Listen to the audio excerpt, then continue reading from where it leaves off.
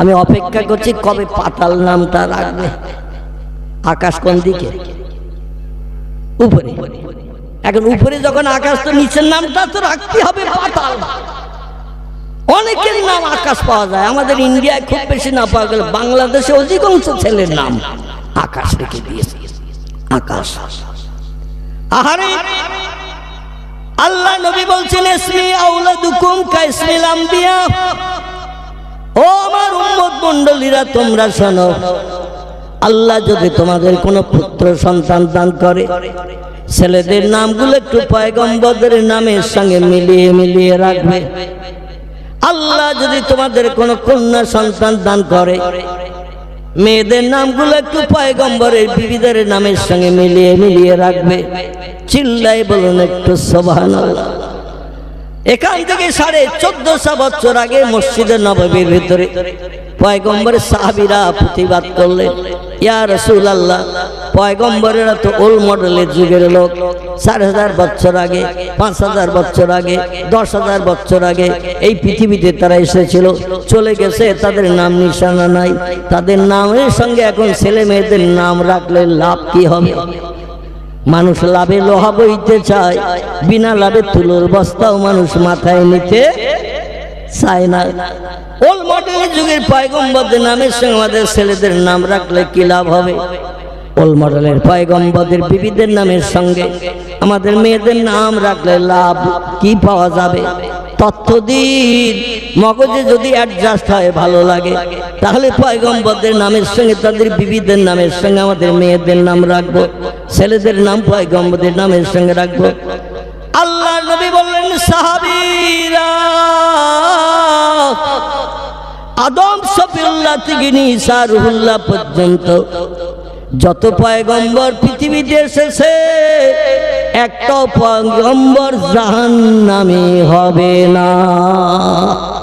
একটু জোরে বলুন নারায়ে তাকবীর। একটা পয়গম্বর জাহান্নামে যাবে না। আল্লাহ তাদের সকলের জন্য জান্নাত হালাল বানিয়ে দিয়েছে। কারণ আল্লাহর হুকুমকে তামিল করে জীবন যৌবন শেষ করে দিয়ে বিবি বাচ্চার মায়া ছেড়ে দিনের কাজ করতে যে মারধর খেয়েছে, অত্যাচার উৎপীড়ন নির্যাতন সহ্য করেছে। অনেক পয়গম্বরকে ইবলিসের দলবলেরা পৃথিবী থেকে শহীদ পর্যন্ত করে দিয়েছে। তো আল্লাহর কথা বলতে পয়গম্বরেরা ভোলেনি। জোরে বলুন একটু সুবহানাল্লাহ। পয়গম্বররা ঘর থেকে বেরিয়ে যেতেন সুস্থ মনোভাব নিয়ে, সুস্থ শরীরে, আর মানুষের কাছে কলেমার দাওয়াত দিতে যে কেউ বা পাথর মারত, কেউ বা কটু কথায় গালি দিত, কেউ বা চপাটাঘাত করত, কেউ বা পাগল বলে গলা ধাক্কান দিত। পয়গম্বরদের অত্যাচার নির্যাতনের পাহাড় চালাতো ইবলিস শয়তানের চরেরা। মারধর খেয়ে রক্ত প্লুত হয়ে ঘরে যখন ফিরে আসতো, তাদের বিবিরা দরজার গায়ে পিঠ লাগিয়ে বসে থাকতো। আমার স্বামী গেছে ভালো শরীরে নিয়ে, কিন্তু কলেমার দাওয়াত দিয়ে তো ভালো শরীর নিয়ে ফিরবে না। দেশের মানুষ নীল চশমার চোখে দিয়েছে, ওরা ভালো জিনিস এখন পছন্দ করে না, খারাপটাই পছন্দ করে। কথাটা ঠিক না ভুল? পৃথিবীতে খতামাল্লাহু আলা কুলুবিহিম ওয়া আলা সামিহিম ওয়া আলা আবসারিহিম গিশাওয়াতু ওয়া লাহুম আযাবুন আযীম। জোরে বলুন আল্লাহু আকবার। আল্লাহ বলছেন, আমার পয়গম্বরের দল, তোমাদের কাজ হলো দিনের দাওয়াত দেওয়া। দিনের দাওয়াতের কাজ তোমরা করো, কিন্তু কে কলেমা পড়বে, কে পড়বে না, কে ইসলামকে পছন্দ করবে, কে করবে না, ও দায়িত্ব হলো আমি আল্লাহ আমার। তোমাদের কাজ কলেমার কথা বলার, কে কলেমা মানবে, কে মানবে না, হেদায়েত কে প্রাপ্ত হবে, হেদায়েত কে পারবে না, ওটা আমি আল্লাহ আমার কুদরতি হাতে নিহিত। জোরে বলুন একটু সুবহানাল্লাহ। নবীর আপন চাচা নাম হলো তার আবু তালিব। নবীর আপন চাচা নাম হলো তার হযরতে আব্বাস রাদিয়াল্লাহু। এরা ইসলামের শুরুতে মক্কা নগরীতে নবীর সঙ্গে চরম দুশমনী করেছে। পাড়া প্রতিবেশী স্বাস্থ্য চাচা আবু জেহেল বিশ্ব নবীকে প্রতিদিন 2-4 ঘর থেকে বেরিয়ে দেখতে পেত, কিন্তু এদের তকদীর মন্দ। খতামাল্লাহু আলা কুলুবিহিম, আল্লাহ অন্তরে মোহর মেরে দিয়েছে, চোখে ভালো জিনিস দেখে না, ভালো জিনিস কানে শোনে না, আল্লাহ কানে মোহর মেরে দিয়েছে। বিশ্বনবী মুহাম্মদ রাসূলুল্লাহর মুখে এক টানা 13 বছর কালেমার দাওয়াত মক্কা নগরীতে শোনার পরও আবু লাহাব কি কলেমা পড়েছিল? একটু কথা বলে। আবু তালেব কি কলেমা পড়েছিল? ওহদের যুদ্ধের পরে পয়গম্বর মক্কাবাসী অত্যাচার সহ্য করতে না পারার কারণে আল্লাহ রাতের বেলা হুকুম করলেন হিজরত করে চলে যাওয়ার জন্য। মক্কা থেকে উত্তর দিকে 650 কিলোমিটার রাস্তা পয়গম্বর আবু বকরকে সাথে করে নিয়ে 18 দিন পায়ে হেঁটে হেঁটে পাহাড় পর্বত পরিত্যাগ করে এমন করে পাস করে করে নবীজি মদিনায় চলে গিয়েছিলেন 18 দিন পায়ে হেঁটে। কদিন বললাম? আমাদের যদি বলা হয় কলকাতা শহীদ মিনারে মুসলমানদের সমাবেশ হবে, মুসলমানদের আগামী পথ পরিদর্শনের জন্য, সেখানে আলেম ওলামারা বক্তব্য রাখবে, তবে যেতে হবে সব পায়ে হেঁটে মিছিল করে। কোথায়? ধর্মতলার ব্রিগেড প্যারেড গ্রাউন্ড কিংবা শহীদ মিনার ময়দান, যেখান থেকে এক্সপ্রেস বাসগুলো দুরন্ত বাসগুলো ছাড়ে। শহীদ মিনার দেখেছেন তো? ধর্মতলা এসপ্ল্যানেড, এখানে একটা মিনার আছে না, শহীদ মিনার। আচ্ছা, এর ধাপ কটা বলেন তো? শহীদ মিনারের ধাপ না জানলে তো আমি বলে দেবো, বলছি জানেন? আমি যখন কলকাতা আলিয়ায় পড়াশোনা করতাম, মাঝে মাঝে বিকালবেলা একটু ধর্মতলার দিকে বেড়াতে যেতাম। তখন বসে থাকতো 1983 সালের কথা বলছি। কত সাল? 1983-84 সাল। এই সময় মাঝে মধ্যে যখন যেতাম একটু বেড়াতে ধর্মতলার দিকে, নিউ মার্কেটের ভিতর দিয়ে, যেখানে মেজলা হুজুর পীর কেবলা রাহমাতুল্লাহ যে মসজিদে থাকতেন, চাঁদনি চকের মসজিদ, এই মসজিদের পাশ দিয়ে নিউ মার্কেটের ভিতর দিয়ে ধর্মতলায় ওঠা যায়, কলকাতা আলিয়া মাদ্রাসার সোজা সড়ক রাস্তা ভিতর দিয়ে। তো একটা বুড়ো মানুষ বসে থাকতো ওই নিচের গেটের মুখে। তো যখন লোকজন খালি টালি থাকতো, গেলে 10 টাকা করে টাকা দিলে ওই উপরে উঠতে দিত। এখন দেয় কিনা জানি না। 1983-84 সালের কথা বলছি। আমি চারবার, শুধু আমি একা নয়, আমার সঙ্গে আর যারা ক্লাস ফ্রেন্ড ছিল, আমরা 10 টাকা করে টাকা দিয়ে বুড়োরে চা খাওয়ার পয়সা দিয়ে ও বসে থাকতো গেটের মুখে, উঠতে দিত। এই মনুমেন্টের টোটাল ধাপ রয়েছে 214টা। কটা বলা? আমাদের ঘরে সিঁড়ির মতো এইরকম কাটান, এইরকম কাটান নয়, ওর মাঝখানে একটা ঠিক এই মোটা পিলিয়ার আছে। ওই মনুমেন্টের ভিতরে এই মোটা একটা পিলিয়ার আছে, আর পিলিয়ারের গা দিয়ে এইভাবে ঘুরিয়ে ঘুরিয়ে 214 ধাপ মাথা পর্যন্ত তুলে দিয়েছে। উপরে উঠে বাইরে বেরিয়ে দেখা যায় মানুষগুলো সব পুতুলের মতো দেখাচ্ছে। আর বড় বড় বাস যেগুলো যাত্রী ভরতেছে, এগুলো সব বাচ্চারা যে দড়ি বেঁধে খেলনা বাস গাড়ি টানে না, ছোট ছোট প্লাস্টিকের গাড়ি, ওই রকম ছোট ছোট দেখাচ্ছে। মানে 214টা ধাপ। আমার ভাইরা, পয়গম্বর মুহাম্মদ রাসূলুল্লাহ সাল্লাল্লাহু আলাইহি সাল্লামের কথা বলছিলাম। এখন যদি বলা হয় শহীদ মিনারে চলো, পায়ে হেঁটে যেতে হবে, 3 দিন আগের থেকে আমাদের জ্বর আসবে না এত রাস্তা হেঁটে যাব। ঘুম কদিন কামাই হবে তার ঠিক ঠিকানা নাই। দলবাজি পার্টিবাজি করতে গেলে, রাজনীতির কাজ করতে গেলে, কিছু জব গম ভুট্টা মাইলো পাওয়ার চিন্তা ভাবনা নিয়ে অন্তত তাদের কথায় কান দিতে হবে। তো ঘুম কদিন কামাই হবে আল্লাহ জানে। আল্লাহ নবী 18 দিন 650 কিলোমিটার রাস্তা, এখান থেকে কলকাতা 100 কিলোমিটারও হবে না, হবে না। 650 কিলোমিটার রাস্তা 18 দিন পায়ে হেঁটে ওই মদিনার দেশে পৌঁছে গিয়েছিলেন। মদিনার মানুষেরা দলে দলে নবীজির হাতে হাত দিয়ে কলেমা পড়ে যখন মুসলমান হলেন, পয়গম্বর বলে আল্লাহর সঙ্গে সম্পর্ক গাঢ়তর করতে গেলে আল্লাহর ইবাদত করতে হবে। ওয়াবুদুল্লাহ ওয়ালা তুশরিকু বিহি শাইয়্যা। জোরে বলুন আল্লাহু আকবার। আল্লাহ বলছেন আমার ইবাদত উপাসনা করো, আর আমার জায়গায় যেন কাউরে বসিয়ে আমার সঙ্গে ভাগীদার বানিও না। আমার ছেলে আছে, মেয়ে আছে, বউ আছে, বিবি আছে, বাচ্চা আছে, মা আছে, বাপ আছে, এরকম ধারণা যেন করিও না। কুল হু আল্লাহু আহাদ। এ হাবিব আপনার উম্মতদের জানিয়ে দিন, বেঈমানদের জানিয়ে দিন, আমার আল্লাহ হলেন একক, আল্লাহুস সামাদ। তিনি মুখাপেক্ষীহীন, জীবনে কারো কাছে সাহায্যের জন্য হাত পাতেন না। তিনি হলেন সর্বসময় অল ইন অল। লাম ইয়ালিদ, তার কোনো সন্তানাদি নাই। অলাম ইউলাদ, কারো পেটের থেকেও তিনি আমাদের মতো জন্মগ্রহণ করেন নাই। তিনি অতীতে ছিলেন একা, বর্তমানে আছেন একা, ভবিষ্যতেও বিবি বাচ্চা থাকবে তো নাকি আল্লাহ? ভবিষ্যতেও থাকবে একা। সেই আল্লাহরে আমরা না দেখে বিশ্বাস করি, তাই আমরা ঈমানদার। জোরে বলুন একটু সুবহানাল্লাহ। এই বিশ্বাসের কথা পয়গম্বররা জনগণের কাছে বলতেন, আর জনগণ ইবলিসের অনুচরগিরি করত, মাটি পাথরের প্রতিমারে পূজা করত, সূর্যরে পূজা করত, গাছকে পূজা করত, পাথরকে পূজা করত, স্রষ্টা বলে বান্দার দিয়ে সেজদা করত তাদের কাছে। পয়গম্বররা ওর বিরুদ্ধে যেই বলতো, মার খাওয়া ছাড়া উপায় আছে? মার খেতেন। রক্ত প্লুত হয়ে যখন ঘরে ফিরতেন, স্ত্রীরা রাতের বেলা ঘুমাতেন না। জোরে বলেন সুবহানাল্লাহ। দরজায় এসে যেই ঠোকা মারতেন, সঙ্গে সঙ্গে দরজা খুলে দিয়ে বলতেন, মা হালুকা মা করকে ইয়া যাও জি, প্রাণের স্বামী কেমন আছেন, সুস্থ আছেন, ভালো আছেন? সঙ্গে সঙ্গে চেহারাটা দেখিয়ে দিতেন। ছেঁড়া জামা কাপড়, রক্ত পুলত সব অবস্থা, রক্ত গড়িয়ে গড়িয়ে সব জাম হয়ে গেছে। স্ত্রীরা কেঁদে কেঁদে চোখের পানিতে বুক ভাসাতেন আর বলতেন, ওরা তো মানবে না কলেমার কথা, পড়বে না কলেমার কথা, আপনার নেতৃত্বরা মানবে না, কেন জান? পয়গম্বরেরা বলতেন, বিবি রে, আল্লাহ আমাকে ওহী নাযিল করে পয়গম্বর বানিয়েছেন। নবী তাদের বলা হয়, জিবরিলের সঙ্গে যাদের সাক্ষাৎ হয়, দেখা হয়, এদের বলা হয় নবী। আর রাসূল তাদের বলা হয়, জিবরিলের সঙ্গে যাদের দেখা হয়, আবার আল্লাহর আসমানি কিতাব যারা পায়, এদের বলা হয় রাসূল। নবী আর রাসূলের ডিফারেন্ট পার্থক্য হলো এটা। নবী বলা হয় তাদের, আল্লাহর ফেরেশতা জিবরিলের সঙ্গে যাদের দেখা সাক্ষাৎ হয়, এদের বলা হয় নবী। আর রাসূল তাদের বলা হয় যারা আল্লাহর ফেরেশতা জিবরিলের সঙ্গে দেখা হয়, এছাড়া আল্লাহর আসমানি কিতাব যারা পায়। পৃথিবীর আল্লাহ পাক 104খানা আসমানি কিতাব মানুষকে হেদায়েত দেওয়ার জন্য পাঠিয়ে দিয়েছিলেন। 104খানি কিতাবের ভিতরে 4টি কিতাব হলো মোটা, 100খানা কিতাব ছিল ছোটি কিতাব।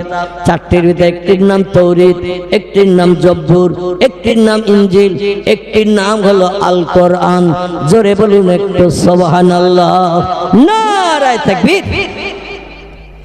আমার ভাইরা, আমি যে কথা আপনাদের কাছে বলতে চাইছিলাম, আসলে এবার সামনের দিকে একটু এগিয়ে যাই, বুঝতে সুবিধা হবে। এই পয়গম্বরেরা মারধর খেয়ে ঘরে ফিরে আসতেন, বিবিরা সেবা যত্ন করতেন। এজন্য আল্লাহ পাক পয়গম্বরের বিবিদের সব হাসরের মাঠে হিসাব নিকাশ বিহীন জান্নাত হালাল বানিয়ে দেবে। নবীদের জন্য জান্নাত হালাল হবে হিসাব নিকাশ বিহীন, নবীর বিবিদের জন্য জান্নাত হালাল হবে হিসাব নিকাশ বিহীন। পয়গম্বর বলেন, সাহাবীরা, পয়গম্বরে যখন জান্নাতে যাবে, আল্লাহ জান্নাত হালাল বানাবেন জীবনের কৃতকর্মের হিসাব নিকাশ ছাড়া।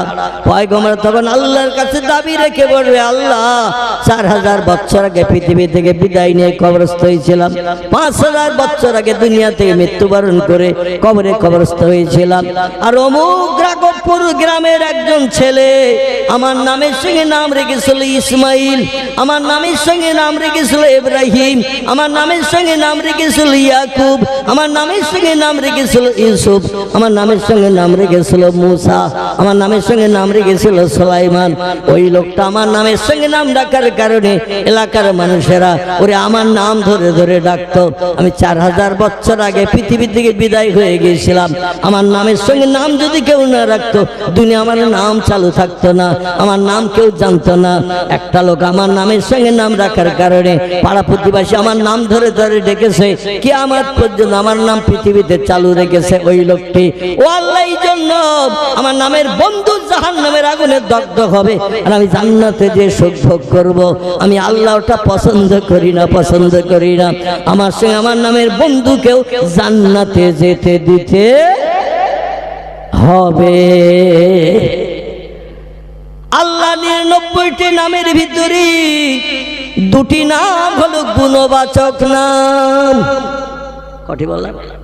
আল্লাহ রহমান, রহিম, গফফার, করিম, সাত্তার, জব্বার, কাহার, আওয়াল, আখির, জাহির, বাতিন, লতিফ থেকে শুরু করে 99টি নাম এসেছে কোরআনের ভিতরে আমাদের মালিক আল্লাহ। এই 99টি নামের ভিতরে দুটি নাম হলো সবথেকে সম্মানীয় গুণবাচক নাম। তাফসীরে ফি জালালিল কোরআনের ভিতরে আল্লামা কুতুব রাহমাতুল্লাহ তথ্য লিপিবদ্ধ করেছেন। তাফসীরে ইবনে কাসিরের ভিতরে এই তথ্য লিপিবদ্ধ হয়েছে। তাফসীরে মারফুল কোরআন বাংলা ভাষায় রচিত হয়েছে। এই পাকিস্তানের লেখক এই তাফসীর পড়লেও আপনি পেয়ে যাবেন। আল্লাহ পাকের 99টি নামের ভিতরে দুটি নাম হলো সবথেকে দামি গুণবাচক মর্যাদাপূর্ণ নাম। একটি নাম হলো রহমান, একটি নাম হলো রহিম। জোরে বলুন একটু, আর একটু জোরে বলুন। এই নাম দুটো খুঁজলে কোথায় পাওয়া যাবে? রহমান আর রহিম এই নাম দুটো এক জায়গায় আছে। টপ করে বলতে পারবেন কেউ? হ্যাঁ, আলহামদুলিল্লাহ, আলহামদুলিল্লাহ। এই নাম দুটো উম্মুল কোরআন যাকে বলা হয়, সূরাতুল ফাতিহা। লা সালাতা লে ফাতিহাতিল কিতাব। সূরা ফাতিহা না পড়লে নামাজ কারো হবে না। জোরে বলুন সুবহানাল্লাহ। যে কোনো রাকাত নামাজ পড়তে গেলে সূরা ফাতিহা মাস্ট পড়তে হবে। এই সূরা ফাতিহা 2 নম্বর সেন্টেন্স। ক নম্বর বললাম? 2 নম্বর সেন্টেন্সে আল্লাহ দুটো নাম একসঙ্গে লিখে দিয়ে একটা বাক্য গঠন করেছেন। একটু পড়ি শোনেন, আছে কিনা দেখেন। বিসমিল্লাহির রহমানির রহিম। আলহামদুলিল্লাহি রাব্বিল আলামিন। সেন্টেন্স শেষ। 2 নম্বরের সেন্টেন্স হলো আর রহমানির রহিম। আছে না নাই? কি কোরআন নিয়ে আবার দেখাতে হবে নাকি? সকলে মুখস্থ আসতে তো নাকি? সূরা ফাতিহা যে লোক মূর্খ তার মুখস্থ, যে লোক শিক্ষিত তার মুখস্থ। যে নামাজ পড়ে তার তো মেয়ের মগজে একেবারে অ্যাডজাস্ট হয়ে গেছে। কারণ ইমাম সাহেব 5 ওয়াক্ত নামাজ পড়ায়, 3 ওয়াক্ত সম্ভবত কেরাত করে সূরা ফাতিহা পড়ে নাকি? 3 ওয়াক্ত কি বলেন তো? আলহামদুলিল্লাহ। 3 ওয়াক্ত কেরাত মুসল্লিদের ইমাম সাহেবের মুখে শোনার সুযোগ হয়। একটা হলো ফজরের সময়, একটা হলো মাগরিবের সময়, একটা হলো এশার সময়, আর 2 ওয়াক্ত আছে যোহর আর আসর। ইমাম সাহেব কি পড়তেছে সাপে কাটা মন্ত্রের মতো আমরা কিছু শুনতে পাই। কি আল্লাহ বলছেন অরকাউ মার রকে অসজুদু মা সাজিদিন। ইমাম কি পড়তেছে তোমার দেখার দরকার নাই, শোনার প্রয়োজন নাই। ইমাম রুকুতে যদি যায় তুমিও রুকুতে যাও, ইমাম যদি সেজদায় যায় তুমিও সেজদায় যাও, ইমাম যদি ডাইনে বামে সালাম ফিরায় তুমিও ডাইনে বামে সালাম ফিরাও। ইমামের নামাজ কবুল হয়ে গেলে মুক্তাদি তোমাদের সকলের নামাজ কবুল হয়ে গেল। জোরে বলেন সুবহানাল্লাহ। আল্লাহ পাক 2 নম্বর সেন্টেন্সে বলছেন আর রহমানির রহিম। রহমান নামের যে মানে, রহিম নামের সেই মানে। নাম দুটি শুধু আলাদা, খুব ভালো করে শুনবেন। রহমান নামের যে মানে, রহিম নামের সেই একই মানে, নাম দুটি আলাদা। রহমান আর রহিম নামের বাংলা অর্থ হলো আল্লাহ হলেন অতি বড় দয়ালু, দাতা, দয়াবান, মেহেরবান। তার মতো দয়া, মায়া, করুণা, রহমত, বরকত আর কারো আছে বলে মনে হয়? আর কারো নাই, আর কারো নাই। তিনি অতি বড় দাতা, দয়ালু, মেহেরবান। রহমান নামের যে মানে, রহিম নামের সেই মানে, নাম দুটি শুধু আলাদা। মুফাসসিরগণ তাফসীরের কিতাবে লিপিবদ্ধ করেছেন আল্লাহ এই দুটি গুণবাচক নাম কুদরতি হাতে রেখে দিয়ে একটা নামের মর্যাদা পৃথিবীতে উম্মতে মুহাম্মাদের জন্য অটোমেটিক দান করে দিয়েছে। রহমান নামের গুণটি এই পৃথিবীতে নবীর উম্মতদের জন্য আল্লাহ পাক অটোমেটিক দান করে দিয়ে দিয়েছেন। তবে একটি নামের গুণ আল্লাহ এখনো তার কুদরতি হাতে রেখে দিয়েছেন, সেই নামটি হলো রহিম। রহিম নামের গুণটি আল্লাহ এখন বান্দাদের দেয়নি, নিজের কুদরত হাতে রেখে দিয়েছে। এই নামের গুণটা আল্লাহ প্রয়োগ করবেন, ব্যবহার করবেন তখন হাসরের মাঠে যেদিন তামাম পৃথিবীর মানুষ হাজির হয়ে যাবে, যখন আল্লাহ তখন রহিম নামের গুণটা বান্দাদের মুখে হাসি ফোটানোর জন্য, সূর্যের রৌদ্র তাপ থেকে নিষ্কৃতির জন্য, আর সে তলায় ছায়া দানের জন্য, জান্নাত হালাল বানানোর জন্য আল্লাহ ওই নামটা সেদিন প্রয়োগ করে বান্দাদের মুখে হাসি ফুটিয়ে দেবেন। চিল্লাই বলুন একটু সুবহানাল্লাহ। রহমান নামের গুণ কেমন? আল্লাহ দুনিয়ায় বাস করি, আল্লাহ নেয়ামত খাই, আল্লাহ জমিনে ঘর বাঁধি, আল্লাহর অনুদান বিবি বাচ্চা নিয়ে সংসার জীবনে সুখ ভোগ করি, জীবন যৌবনে ক্ষুধা নিবৃত্তি করি। আল্লাহ যদি মেয়ে ছেলে না বানাতো, আমরা জীবন যৌবনে ক্ষুধা নিবৃত্তি করতে পারতাম, স্ত্রীর কাছ থেকে প্রেম ভালোবাসা পেতে পারতাম। নারী যদি আল্লাহ নাই বানাতেন, আমাদের একা একা ঘুরে বেড়াতে হতো, আর পাগল হয়ে আদম নবীর মতো জান্নাতের ভিতরে যেমন ঘুরে বেরিয়েছিলেন, আমাদেরও পাগল হয়ে ঘুরে বেড়াতে হতো। আল্লাহ এই জন্য বলছেন, হুন্না লিবাসুল লাকুম ওয়া আনতুম লিবাসুল লাহুন্না। ও দুনিয়ার মানুষ, উম্মতে মুহাম্মাদি শোনো, আমি নারীদেরকে পুরুষের গায়ের পোশাক করে বানিয়েছি, পুরুষদেরকে নারীর গায়ের পোশাক করে বানিয়েছে। শুধু তাই নয়, খলাকনা আজওয়াজা, নারী পুরুষ দুটি জাতিকে আমি জোড়া করে পৃথিবীতে পাঠিয়েছি, একে অপরের দুঃখের ভাগীদার বনবে। তাই জোরে বলুন একটু সুবহানাল্লাহ। পুরুষ হলো নারীর গায়ের পোশাক, নারী হলো পুরুষের গায়ের পোশাক। নারীর অঙ্গ প্রত্যঙ্গ দেখতে পাবে তার স্বামী, যার সঙ্গে বিবাহ বন্ধন আবদ্ধ হয়েছে। আবার পুরুষের অঙ্গ প্রত্যঙ্গ দেখতে পাবে তার স্ত্রী, যার সঙ্গে তার বিবাহ প্রণয় হয়েছে। একে অপরের গায়ের পোশাক বানিয়েছি। পোশাক এমন একটি জিনিস, এটা যদি পরিধান না করি, রাঘবপুরের মেন রোডের মুখে কাউকে যদি উলঙ্গ হয়ে যেতে বলা হয়, যাবে কজন? যদি বলা হয় পোশাক পরে না, একটু রাঘবপুরে মোড়ে যা, 5টা বাস চলে যাক, ট্রাক চলে যাক, টোটো যাক, অটো যাক, লোকজন দেখে যাক তোমার অঙ্গ প্রত্যঙ্গ, যাবে কেউ? যদি বলা হয় 2000 দেব, তাও যাবে কেউ?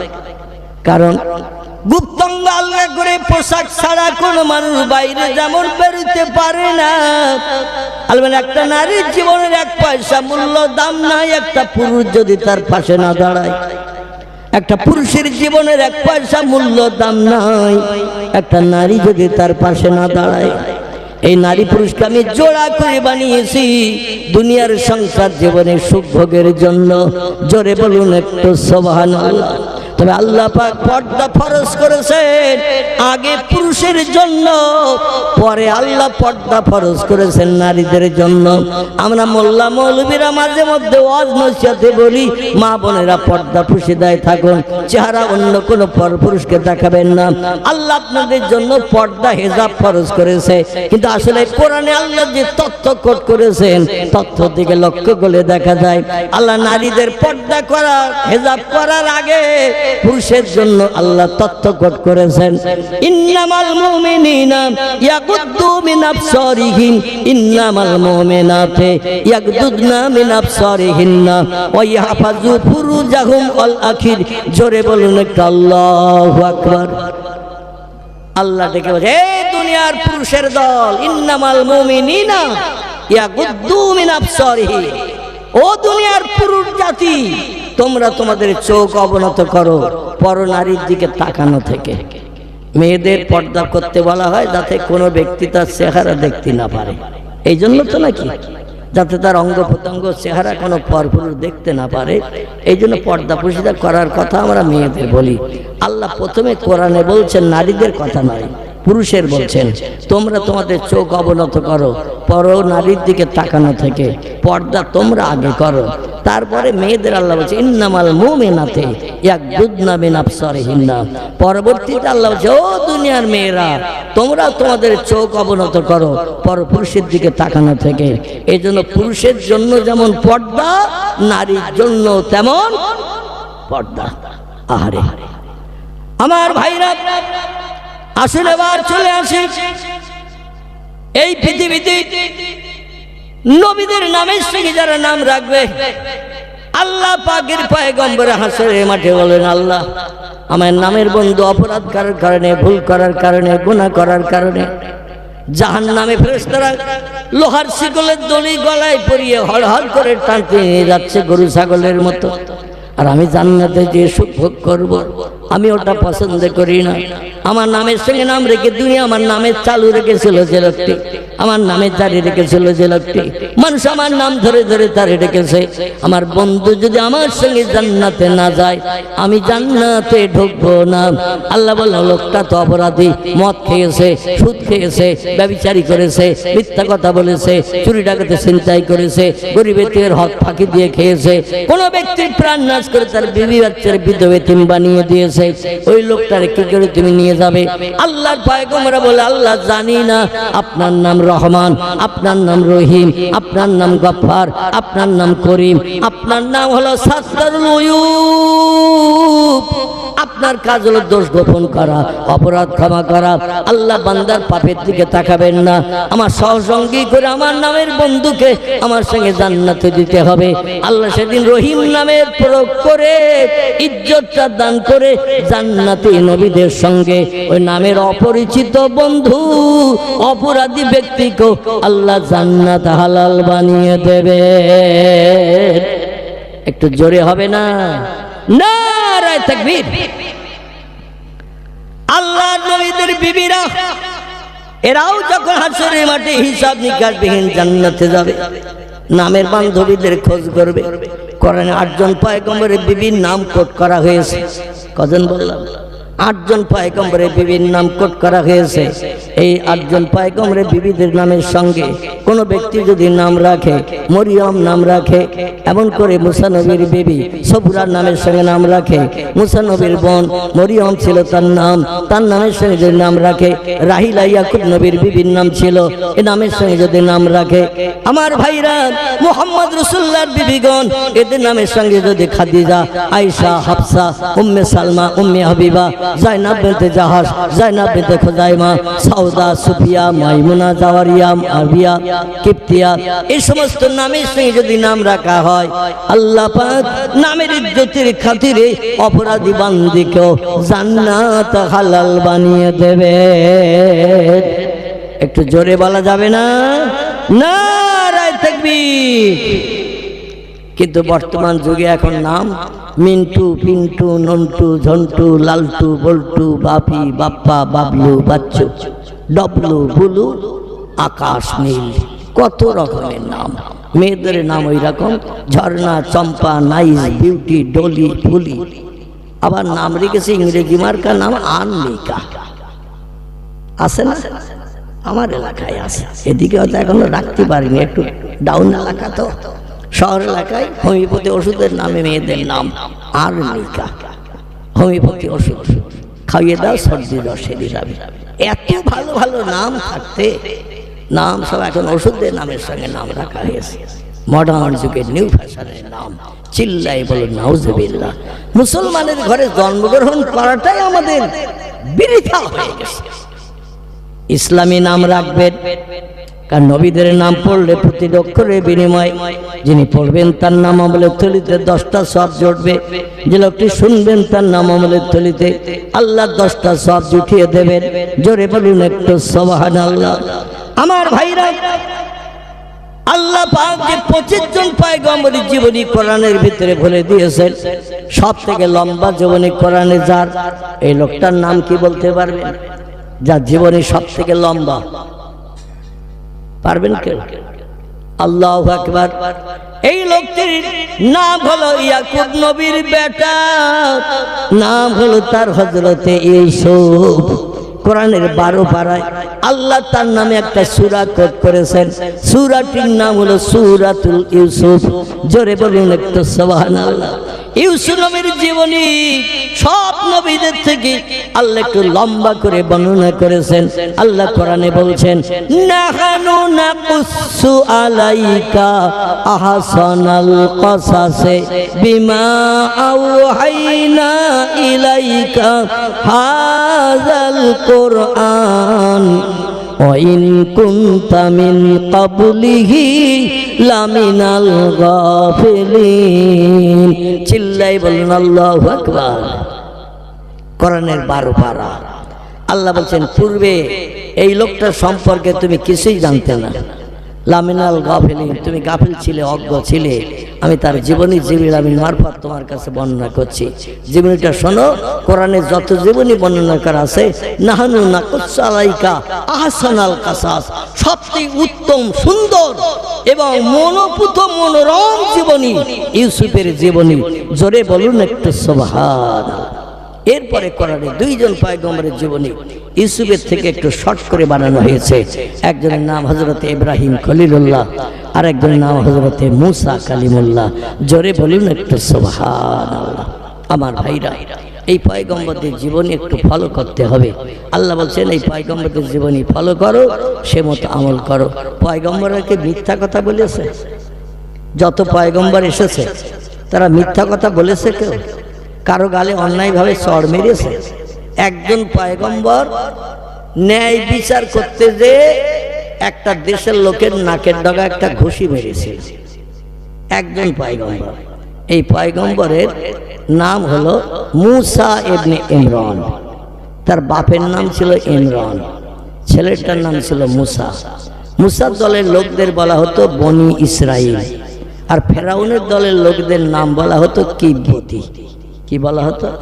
আমি তফসিরের কথা বলছি, নানি দাদির গল্প করছি না আপনাদের কাছে। বুঝতে পারছি আপনাদের থলি প্রায় ভর্তি হবে ভাব, কিন্তু আরো একজন বক্তা এখন আছে আমার পিছনে, তার তো কিছু তত্ত্ব শুনতে হবে নাকি? তার কিছু তত্ত্ব শুনতে হবে। আলহামদুলিল্লাহ, বলতে বলতে এসে গেছে। একটু আমি বলবো একটা কথা, না কি বলবো সেটাকে শোনো। তুমি আগে থাকতে বললে তো হবে না। সেটা হলো এই, বাজারে যদি লাল শাকের তাড়ি, পুঁই শাকের তাড়ি, লাউ শাক, কুমড়ো শাকের তাড়ি যদি দাম একটু কম হয়, অনেকে দেখবেন কম দামে শাকের তাড়ি কিনে থলি ভর্তি করে নাই। শেষে আসে পটল, বেগুন, ঝিঙে, উচ্ছে কেনার জায়গা থলি পাওয়া যায় না।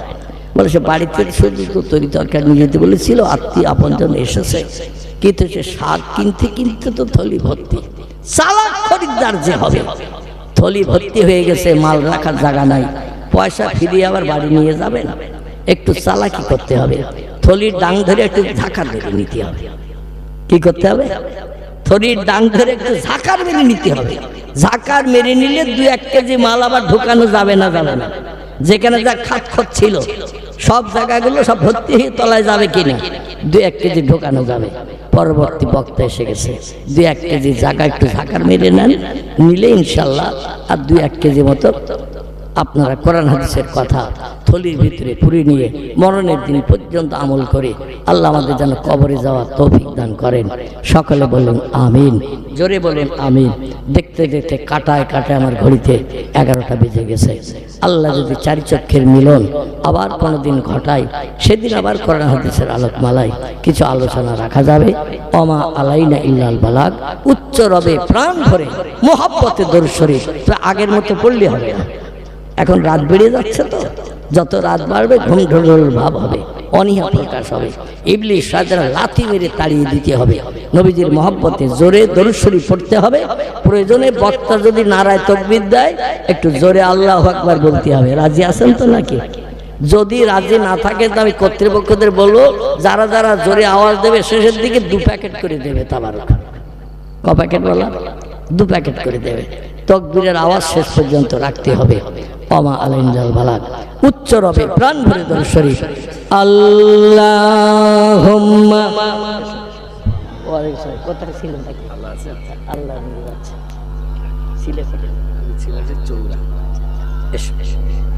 আছে লা রাইবা ফি, একটা তথ্যের ভিতরে শস্য দানা পরিমাণ শতসবার সন্দেহ মিথ্যার কোনো লেশ মাত্র নাই।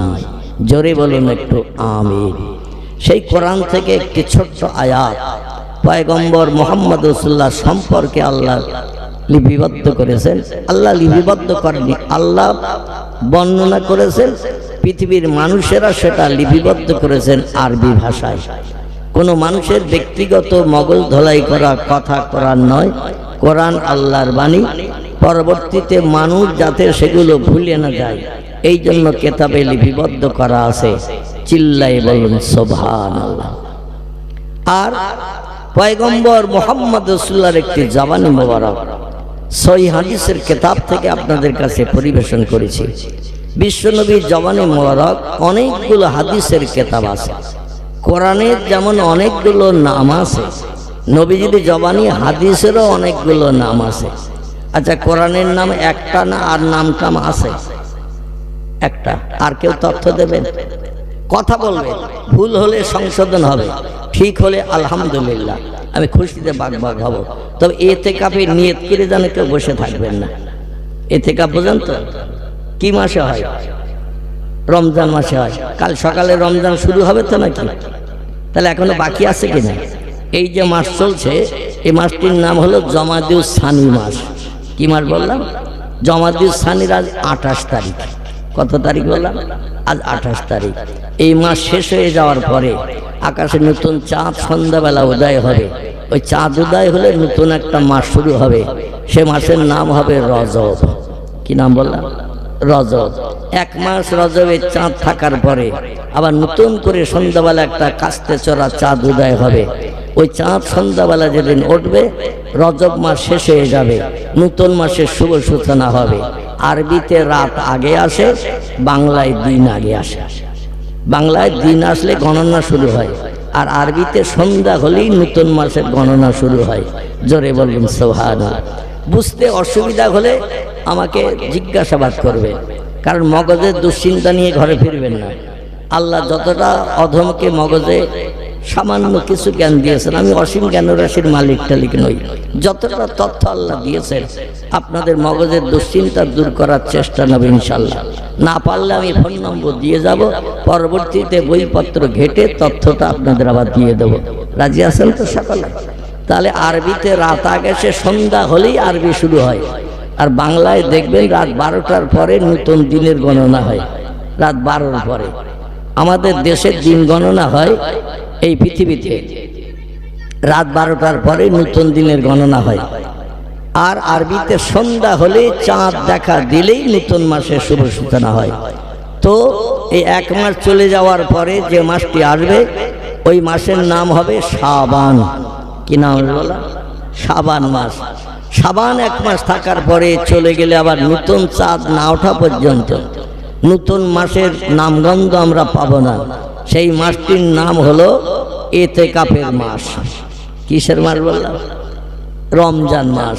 এই রমজানের শেষ দশকে সলিমউদ্দিন চাচা, আব্দুল করিম দাদা, আব্দুর রহমান ভাই মসজিদের কোণে লেপ কম্বল নিয়ে 10 দিনের জন্য নিয়ত করে বসে না? বসে না?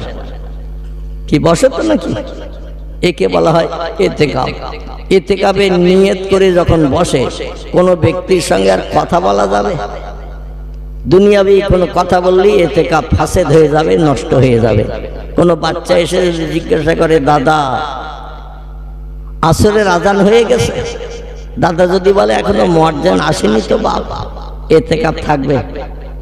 কোনো ব্যক্তি এসে যদি বলে, দাদা মসজিদের 2য় তলায় ইফতারি পরিবেশন হচ্ছে, তুমি বুড়ো মানুষ সিঁড়ি ভেঙে উঠতে পারবে না, তার নিচের তলায় ইতিকাফে আসো, তোমার ইফতারি দিয়ে গেছে কেউ? দাদা যদি বলে এখনো তো কেউ আসেনি, বাবা ইতিকাফ থাকবে? ইতিকাফ ফাসেদ। এখনো রমজান মাস আসতে কম বেশি, মানে ইতিকাফের সময় আসতে কম বেশি এখনো 2.5 মাসের মতো বাকি। কতবার বলা? 2.5 মাসের মতো বাকি। তাহলে অন্তত 2.5 মাস যখন বাকি, এখন আর নিয়ত করার দরকার আছে? একটা নিয়ত করবেন, নিয়ত ভেঙে দেন। আমার সঙ্গে একটা কথার উত্তর দেবেন। আল্লাহর পাক কালাম কোরআন মজিদের নাম এসেছে 36টির মতো। কটি বললাম? কোরআন শরীফের নাম এসেছে 36টির মতো। তাফসিরে রুহুল বায়ান, তাফসিরে মাওজিহুল কোরআন, তাফসিরে বায়ানুল কোরআন, তাফসিরে বাইজাবি, তাফসিরে কাশফ, তাফসিরে জালালুল কোরআন, তাফসিরে ইবনে কাসির, তাফসিরে মারিফুল কোরআন, এগুলো সব কোরআনের তাফসিরের কিতাবের নাম। বিখ্যাত বিখ্যাত কোরআনের মুফাসসিরেরা এই তাফসিরের কিতাবগুলো বিবদ্ধ করেছেন। তারা লিখেছেন আল্লাহ পাক তার আসমানি পাঠানো সেরা উত্তম কিতাব, যার নাম হলো কোরআন। কোরআন শুধু একটা নাম নয়, কোরআনের নাম কোরআনের ভিতরেই এসেছে 36টির মতো। কটি? কথা বলেন না, তাহলে আমি কি ওয়াজ করব? 36টির মতো নাম এসেছে। গোটা কয়েক নাম বলি। কোনো বা নাম কোরআন শরীফ, কোনো বা নাম কোরআন মজিদ, কোনো বা নাম দোয়া, কোনো বা নাম শেফা, কোনো বা নাম জেকের, কোনো নাম ফুরকান, কোনো বা নাম নূর, কোনো বা নাম হুদা, কোনো বা নাম কোরআনুল কারীম, কোনো বা নাম ফুরকানুল হামিদ। এভাবে নাম এসেছে 36টির মতো। পয়গম্বর মুহাম্মদ রাসূলুল্লাহ জাবানি মোবারক, আরবি ভাষায় যাকে হাদিস শরীফ বলা হয়, ইংরেজিতে তারে বলা হয় দ্য সেইন্স অফ মোহাম্মদ সাল্লাল্লাহু আলাইহি সাল্লাম, বাংলায় তারে বলা হয় নবীজির বাণী, নবীজির কথামালা। কোরআন যেমন আল্লাহর কথা, হাদিস তেমন নবীজির কথা। জোরে বলুন একটু সুবহানাল্লাহ। বিশ্ব নবীর জবানে মোবারক অনেকগুলো কেতাব এসেছে। সেই হাদিসের কেতাবের নাম, কোরআনের যেমন অনেক নাম, হাদিসেরও তেমন অনেক নাম এসেছে।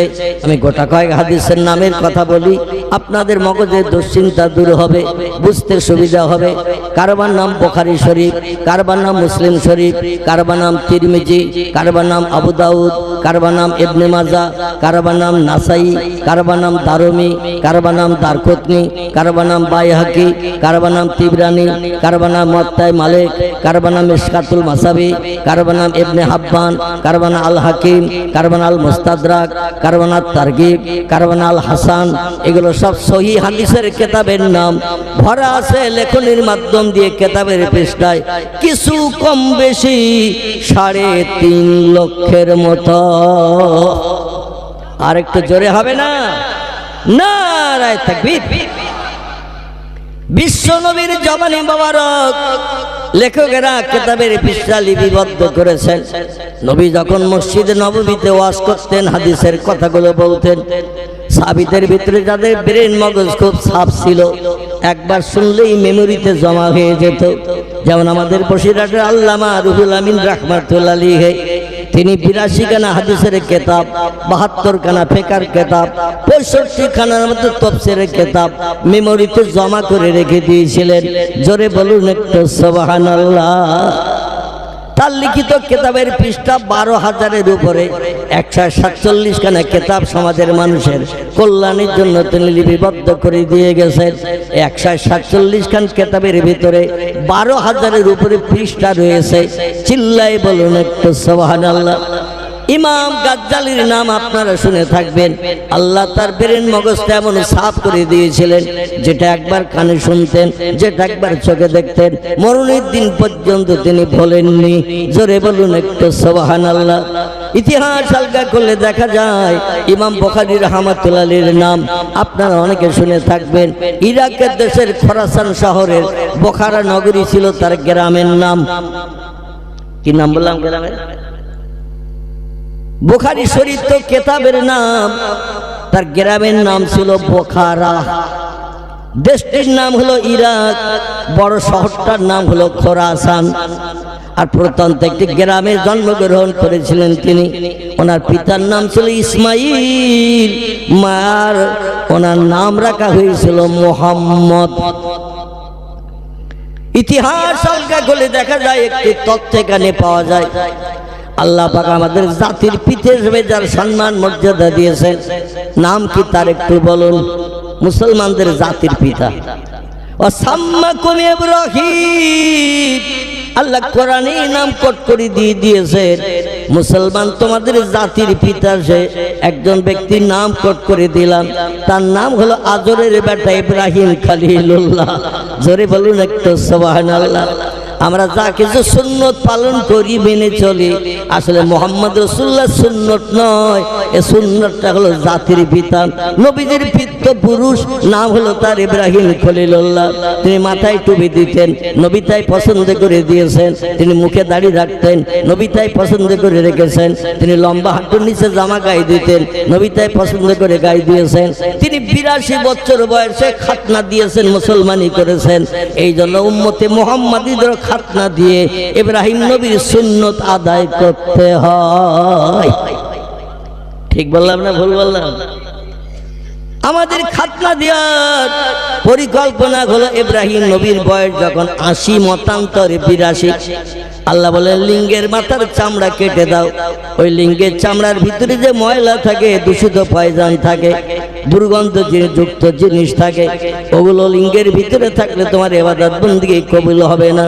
শরীরের বাইরের অংশ তোমারে পবিত্র রাখতে হবে, এজন্য তুমি খাতনা দাও। ইব্রাহিম বললেন, আল্লাহ বয়স হয়ে গেছে ৮০-৮২ বছর, খাতনা দেব কি করে? আল্লাহ বলে, লোকালয় থেকে বাইরে চলে যাও, বুঝতে পারছি গুপ্তাঙ্গ কাউকে দেখাতে পারবে না, বয়স হয়ে গেছে, মান সম্মান ইজ্জতের ব্যাপার দাঁড়িয়ে গেছে, জঙ্গলের দিকে চলে যাও যেখানে লোকজন থাকে না, সেখানে যে খাতনা দাও। পয়গম্বর বলেন, কিভাবে দেব? আল্লাহ পাক একটু ব্রেন মগজে যুক্তি দিয়ে দিলেন।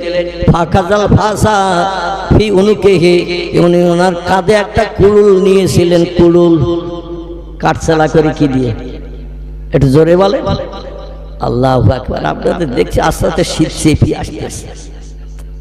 বক্তা বক্তৃতা করলে গা গরম হয়, আর শ্রোতারা বসে বসে শুনলে তো হিমালয় পাহাড় হয়ে যাবে ভাই।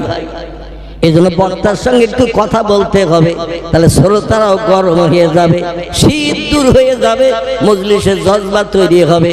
আর পয়গম্বর বলছেন, বক্তা শ্রোতার কথার বিনিময়ে যে কোরআন হাদিসের মজলিসের জজবা তৈরি হয়, আল্লাহ খুশিতে বাগবাগ হয়ে যায়, ওই মজলিস আসমানি রহমতের দরজা সব খুলে দেয়। আমরা আল্লাহর রহমত চাই না? চাই না?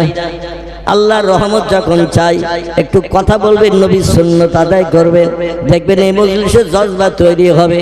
আর আমরা দেখবেন আনন্দের সঙ্গে কথাগুলো খেতে পারবো, আনন্দের সঙ্গে কথাগুলো গিলতে পারবো, ব্রেন মগজে জুটিয়ে নিতে পারবো, ভবিষ্যতে লাভবান হতে পারবো।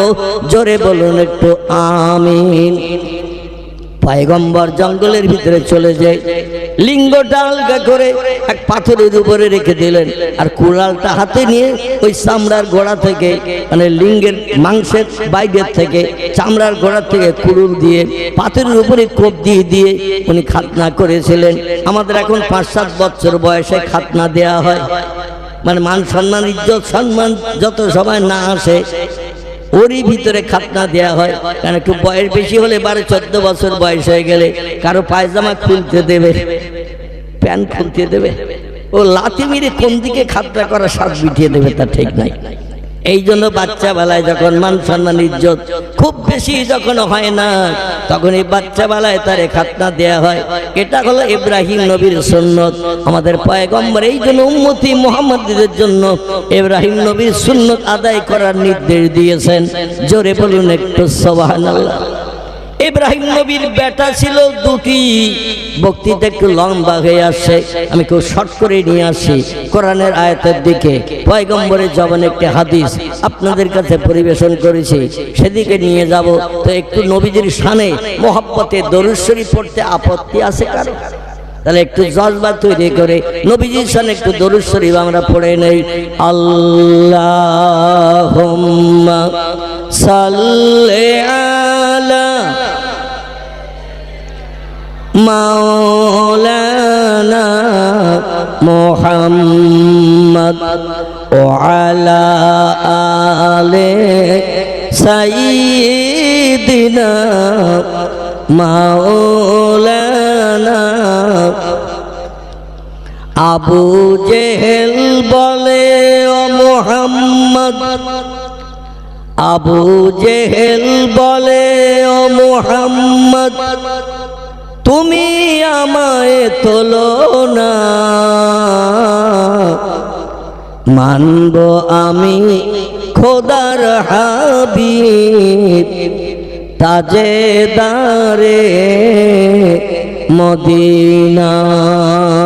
আল্লাহুম্মা সাল্লি আলা, প্রাণ খুলে পড়ে, সাইয়্যিদিনা মাওলানা মুহাম্মদ ওয়া আলা আলি সাইয়্যিদিনা। হাত বাড়িয়ে রাসূলুল্লাহ, হাত বাড়িয়ে রাসূলুল্লাহ আবু জেহেলকে তুলিলেন, ঈমান আনার তরে বহুত অনুরোধ যে করিলেন। আবু জেহেল বলে ও মুহাম্মদ তুমি বড় জাদুঘর, মানব না কো খোদার হাবিব, পড়ব না কলেমা তোমার। রাসূল আল্লাহকে সবাই চিনিল, রাসূল আল্লাহকে সবাই চিনিল, কেবল আবু জেহেল চিনল না। তিনি হলেন খোদার হাবিব, তাজেদারে মদিনা। আল্লাহুম্মা সাল্লি আলা সাইয়্যিদিনা মাওলানা মুহাম্মদ ওয়া আলা আলি সাইয়্যিদিনা। প্রাণ খুলে কলেমার জিকির লা ইলাহা ইল্লাল্লাহ, লা ইলাহা, লা ইলাহা ইল্লাল্লাহ মুহাম্মাদুর রাসূলুল্লাহ। কাক ডাকে কাকা রবে, কাক ডাকে কাকা রবে, কোকিলের স্বর মধুর লাগে, ডাকে সেই শীতের হাওয়ায়, আল্লাহ ছাড়া মাবুদ নাই, বলো লা ইলাহা ইল্লাল্লাহ, লা ইলাহা, লা ইলাহা ইল্লাল্লাহ মুহাম্মাদুর।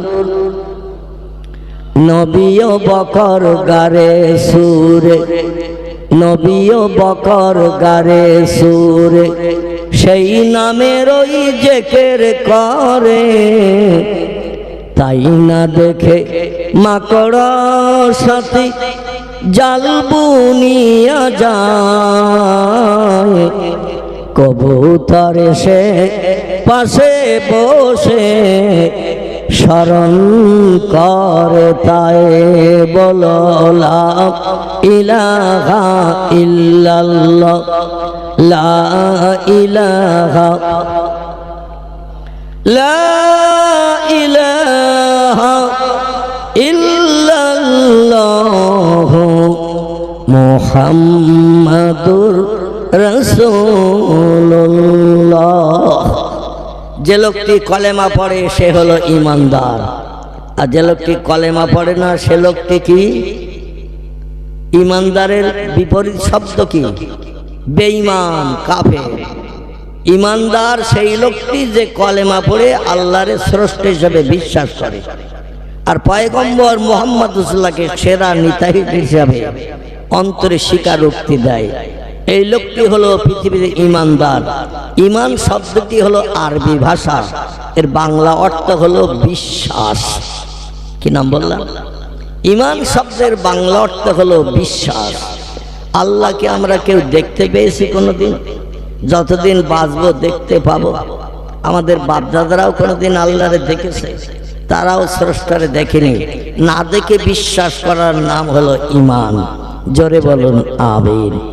না দেখে বিশ্বাস করার নাম ঈমান।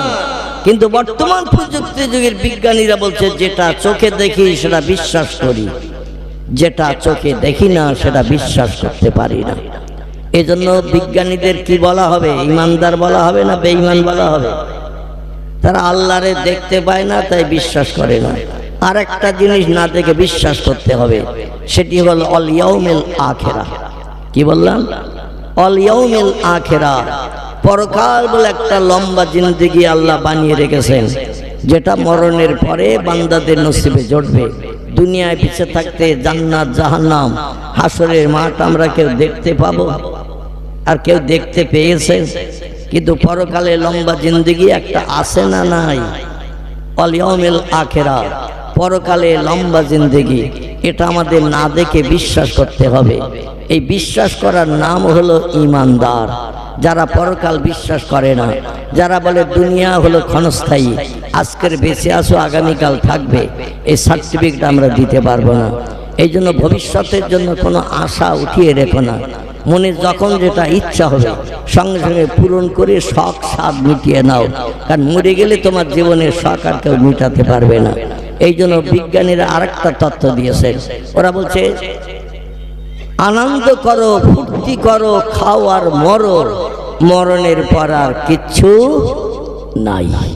চারবাগ দার্শনিক, দর্শন শাস্ত্রের লোক, 12 ক্লাসে পড়ানো হয় ফিলোসফি। এই দর্শন শাস্ত্রে চারবাগ দার্শনিকরা বলছে দুনিয়া হলো আনন্দের জায়গা, দুনিয়া হলো ফুর্তির জায়গা। যতদিন বেঁচে আছো আনন্দ করো, ফুর্তি করো, খাও আর মরো, মরণের পর আর কিছু নাই। আচ্ছা, ওরা ওটা বিশ্বাস করে মরণের পরে কিছু নাই, আমরা বিশ্বাস করি? আমরা কোরআন পাকের সূরা বাকারার আয়াতটাকে বিশ্বাস করি। বিসমিল্লাহির রহমানির রহিম, কাইফা তাকফুরুনা বিল্লাহি ওয়া কুনতুম আমওয়াতা ফাহইয়াকুম সুম্মা ইউমীতুকুম সুম্মা ইহয়িকুম সুম্মা ইলাইহি তুরজাউন। জোরে বলুন আল্লাহু আকবার।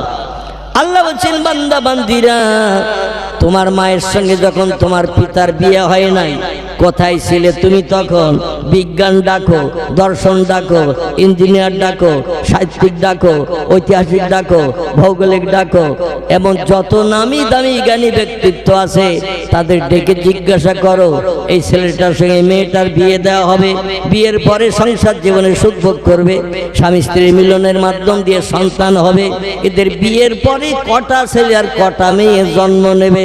ও বিজ্ঞান, দর্শন, ইঞ্জিনিয়ার, ডাক্তার, মাস্টার, সাহিত্যিক, একটু তত্ত্ব দিয়ে যাও, শুনে অ্যাডভান্স খুশি হই। বিজ্ঞানীরা দাঁড়িয়ে থাকবে না, শ্বশুর বাড়ি যাওয়ার নাম করবে। ও বলবে ব্যস্ত আছি চাচা, একটু শ্বশুর বাড়ি যাবো বলে বেরিয়েছি, সামনের বুধবারের দিন বাড়ি আসবো, তারপরে শুনে। এই ছেলে মেয়ের আজকের বিয়ে হচ্ছে, হোক, এরা সংসার যাপন করবে, স্বামী স্ত্রীর জীবন যৌবনের ক্ষুধা একে অপরের নিবারণ করবে, তারই মাধ্যম দিয়ে আল্লাহ সন্তান দান করবে। কটা ছেলে কটা মেয়ে হবে বুধবার দিন বাড়ি এসে বলবো। আচ্ছা, এই কথা বলে চাচারে আশ্বস্ত করে যদি বিজ্ঞান, দর্শন, ইঞ্জিনিয়ার শ্বশুর বাড়ি যায়, ও আর বাড়ি ফেরবে চাচার ভয়ে? ফেরবে?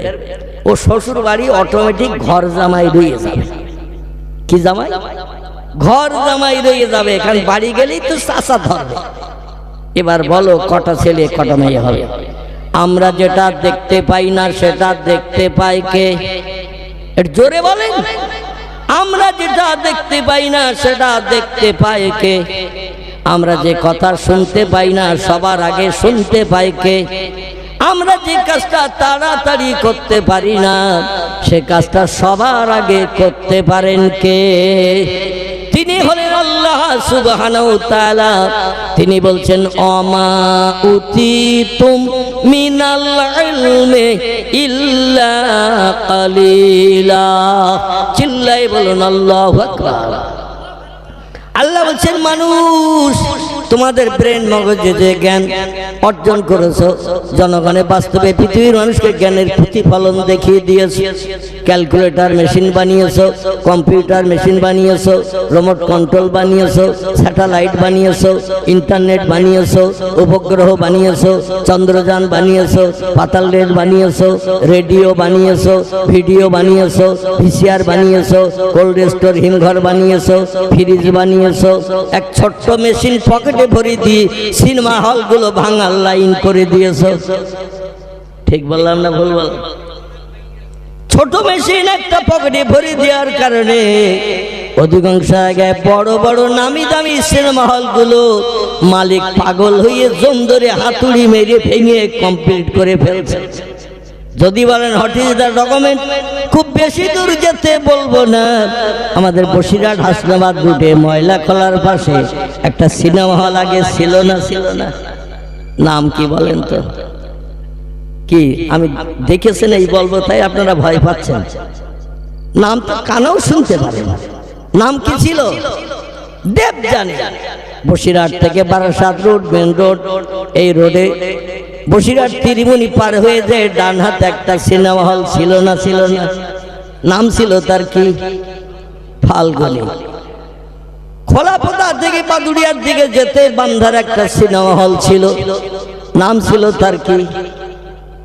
বাবা, এরকম উত্তর পেলে তো আমি খুব খুশি। আল্লাহু আকবার। আমি বলছি না আপনারা সিনেমা দেখতে গেছেন তাই নাম জানেন, ওই এমনি এমনি রাস্তা দিয়ে গেল সাইনবোর্ড দেখলে নাম মুখস্থ হয়ে যায়, ঠিক কি না? ভেতরে ঢোকার দরকার নেই। বসিরহাট থেকে বারাসাতের দিকে যেতে বেড়াচাপা পেরিয়ে যে দেগঙ্গা বাজার আছে না নাই? দেগঙ্গা বাজারে ঢোকার আগে ব্যাকের পাশে ডান ধারে একটা সিনেমা হল ছিল, এর নামটা বলতে পারবেন? একটু দূরের হল, হ্যাঁ? না, রূপশ্রী না, এর নাম ছিল তারা। কি নাম বললাম? তারা। তারা তারা। বর্তমানে দেখতে গেলে একটা হল আর দেখতে পাবেন না। আমাদের মালঞ্চ নদী পার হয়ে যে ঘটক পুকুরের দিকে যাবে, ঘটক পুকুর থেকে ভাঙড়ের দিকে দেখতে পচা খাল পেরিয়ে দুটি সিনেমা হল ছিল, মুসলমানেরা বানিয়েছিল ব্যবসা করার জন্য। এই সিনেমার ব্যবসা করা যাবে নাকি? অবৈধ নারী পুরুষের চেহারা দেখি যুবক যুবতী আকৃষ্ট করিয়ে তাদের চরিত্র নষ্টের মূল কারখানা তৈরি হয় সিনেমা হলে। ঠিক বললাম না ভুল বললাম? ভুল বললে ধরে দেবেন। প্রত্যেকটি মানুষের ব্রেন মগজে সব কথা সত্য হয় না, তত্ত্ব ঠিক হয় না। নবী বলছেন কুল্লু বনি আদমা খাত্তাউন, প্রত্যেকটা আদম বংশধর ভুলে ভরা গুনাহগার। গুনাহ নাই এমন মানুষ পৃথিবীতে কেউ নাই, তবে কম বেশি আছে। কথা বললে ভুল হয়, কাজ করলে ভুল হয়, ঠিক না ভুল? একটা অচল মানুষ, প্যারালাইজড মার্কা লোক, সারা জীবন যদি বসে থাকে সেখানে পেশাব পায়খানা করে, এর কোনো কাজের ভুল আপনি খুঁজে পাবেন? মানে কাজই মোটে করে না, তাহলে কাজের ভুল পাবে না। যে লোকটি বোবা, কথাই বলতে পারে না জন্মের পর থেকে, এর কথার কোনো ভুল খুঁজে পাওয়া যাবে? কিন্তু যারা কথা বলে তাদের কথার ভুল মিস্টেক হয়। এই জন্য আমার বক্তৃতায় যদি মিস্টেক হয় ধরে দেবেন, আমি অধম সংশোধন করে নেব। একজন ব্যক্তি ভুল করে সংশোধন করেনি, আল্লাহ লানাতের জিঞ্জিরি তার গলায় পরিধান হয়েছে। লোকটা কে বলেন তো একটু? এ লোকটার নাম কি? না, আল্লাহর একটা হুকুমের খেলাফ করার কারণে আলহামদুলিল্লাহ, আলহামদুলিল্লাহ। তাহলে রাঘবপুরের মানুষের মাথায় মাল আছে, মোটামুটি মাল আছে। কিছু তথ্য দিতে সুবিধা পাবো আমি। একেবারে চুপ করে বসে থাকলে বক্তৃতার অ্যামেজ হয় না। যাই হোক, ওই ঘটক পুকুর থেকে পচাকাল পেরিয়ে ভাঙড়ের দিকে যেতে দুটি সিনেমা হল ছিল। একটি নাম মুসলমানরা দিয়েছিল নূর মহল। কি নাম? পয়গম্বর সম্পর্কে আল্লাহ বলছেন কদ জাআকুম মিনাল্লাহি নূরু ওয়া কিতাবুম মুবিন। জোরে বলুন একটা আল্লাহু আকবার। আল্লাহ বলছেন বিশ্ববাসী, তোমাদের কল্যাণের জন্য, উপকারের জন্য, বিপদে মুসিবতে সাহায্যের জন্য, লাভজনক ব্যবসা করে জান্নাত হালাল বানানোর জন্য আমার তরফ থেকে দুটি নেয়ামত, তোহফা, গিফট, অনুদান পৃথিবীতে আমি পাঠিয়ে দিয়েছি। এই দুটি জিনিস যদি জীবনের সঙ্গে তোমরা মিলিয়ে নিতে পারো, দুটি জিনিসকে যদি তোমরা আমল দিতে পারো, ফালা আলাইকা, আর কোনো জিনিসের প্রয়োজন তোমাদের হবে না। মা ফাতাকা মিনহু, ওই দুটি জিনিস তোমাদের দুনিয়া, কবর, হাসর, পরকাল সব জায়গায় তোমাদের নিষ্কৃতির ব্যবস্থা হয়ে যাবে। চিল্লায়ে বলুন একটু সুবহানাল্লাহ। দুটির একটি নাম আল্লাহ বলছেন কদ জাআকুম মিনাল্লাহি নূর। আল্লাহ বলছেন তোমাদের কল্যাণের জন্য, উপকারের জন্য, সংসার জীবনের সুখ ভোগের জন্য, বিপদ মুসিবতে নিষ্কৃতি পাওয়ার জন্য, দুশ্চিন্তা থেকে মুক্ত হওয়ার জন্য আমি প্রথমে একটি জিনিস তোহফা স্বরূপ, গিফট স্বরূপ, অনুদান স্বরূপ ও মনুষ্য জাতি তোমাদের ঘরে পাঠিয়ে দিলাম। একটির নাম হলো আরবিতে নূর। কি নাম? আল্লাহ বলছেন মিনাল্লাহি নূর, আমি আমার তরফ থেকে একটি নূর পাঠিয়ে দিলাম। আরবিতে তার নাম নূর, ইংরেজিতে তার নাম হলো লাইট, বাংলায় তার নাম হলো জ্যোতি বা আলো। আল্লাহ বলেন তোমাদের একটি আলো পাঠিয়ে দিলাম কল্যাণের জন্য, উপকারের জন্য। এই আলোর মাধ্যম দিয়ে আমরা কোনো লাভ পাই না, লস হয়? লাভ পাই না, লস হয়? যদি লাইট জ্বলে কোনো বাড়ির সামনে চোর চুরি করতে যেতে পারবে? কথা বলতে হবে। অন্ধকারে অনেক সময় আম গাছের তলায় যুবক যুবতী ফুচকা খাওয়াও চলে। ঠিক বললাম না ভুল বললাম? লাইট যদি জ্বলে ওখানে ফুচকা খেতে পারবে? মেয়ের বাপ মেয়ের মা আপনজন হাত ধরে ঘা কতক দিতে দিতে নিয়ে যাবে কিনা? ওসব কি হচ্ছিল হেলা এ বলবে কিনা? অধিকাংশ জলসা এখন ব্যভিচারের কারখানা শুরু হয়েছে। গতকাল আমার প্রোগ্রাম ছিল নদিয়া জেলায়, সেখানে জলসায় যতটা না লোক তার অন্তত 20 ডবল লোক শুধু মেলায় বাজারে। গতকাল আমার প্রোগ্রাম ছিল নদিয়া জেলায়, তো 20 ডবল লোক শুধু বাজারে মেলায়। যেমন যুবক তেমন যুবতী, যেমন নারী তেমন পুরুষ।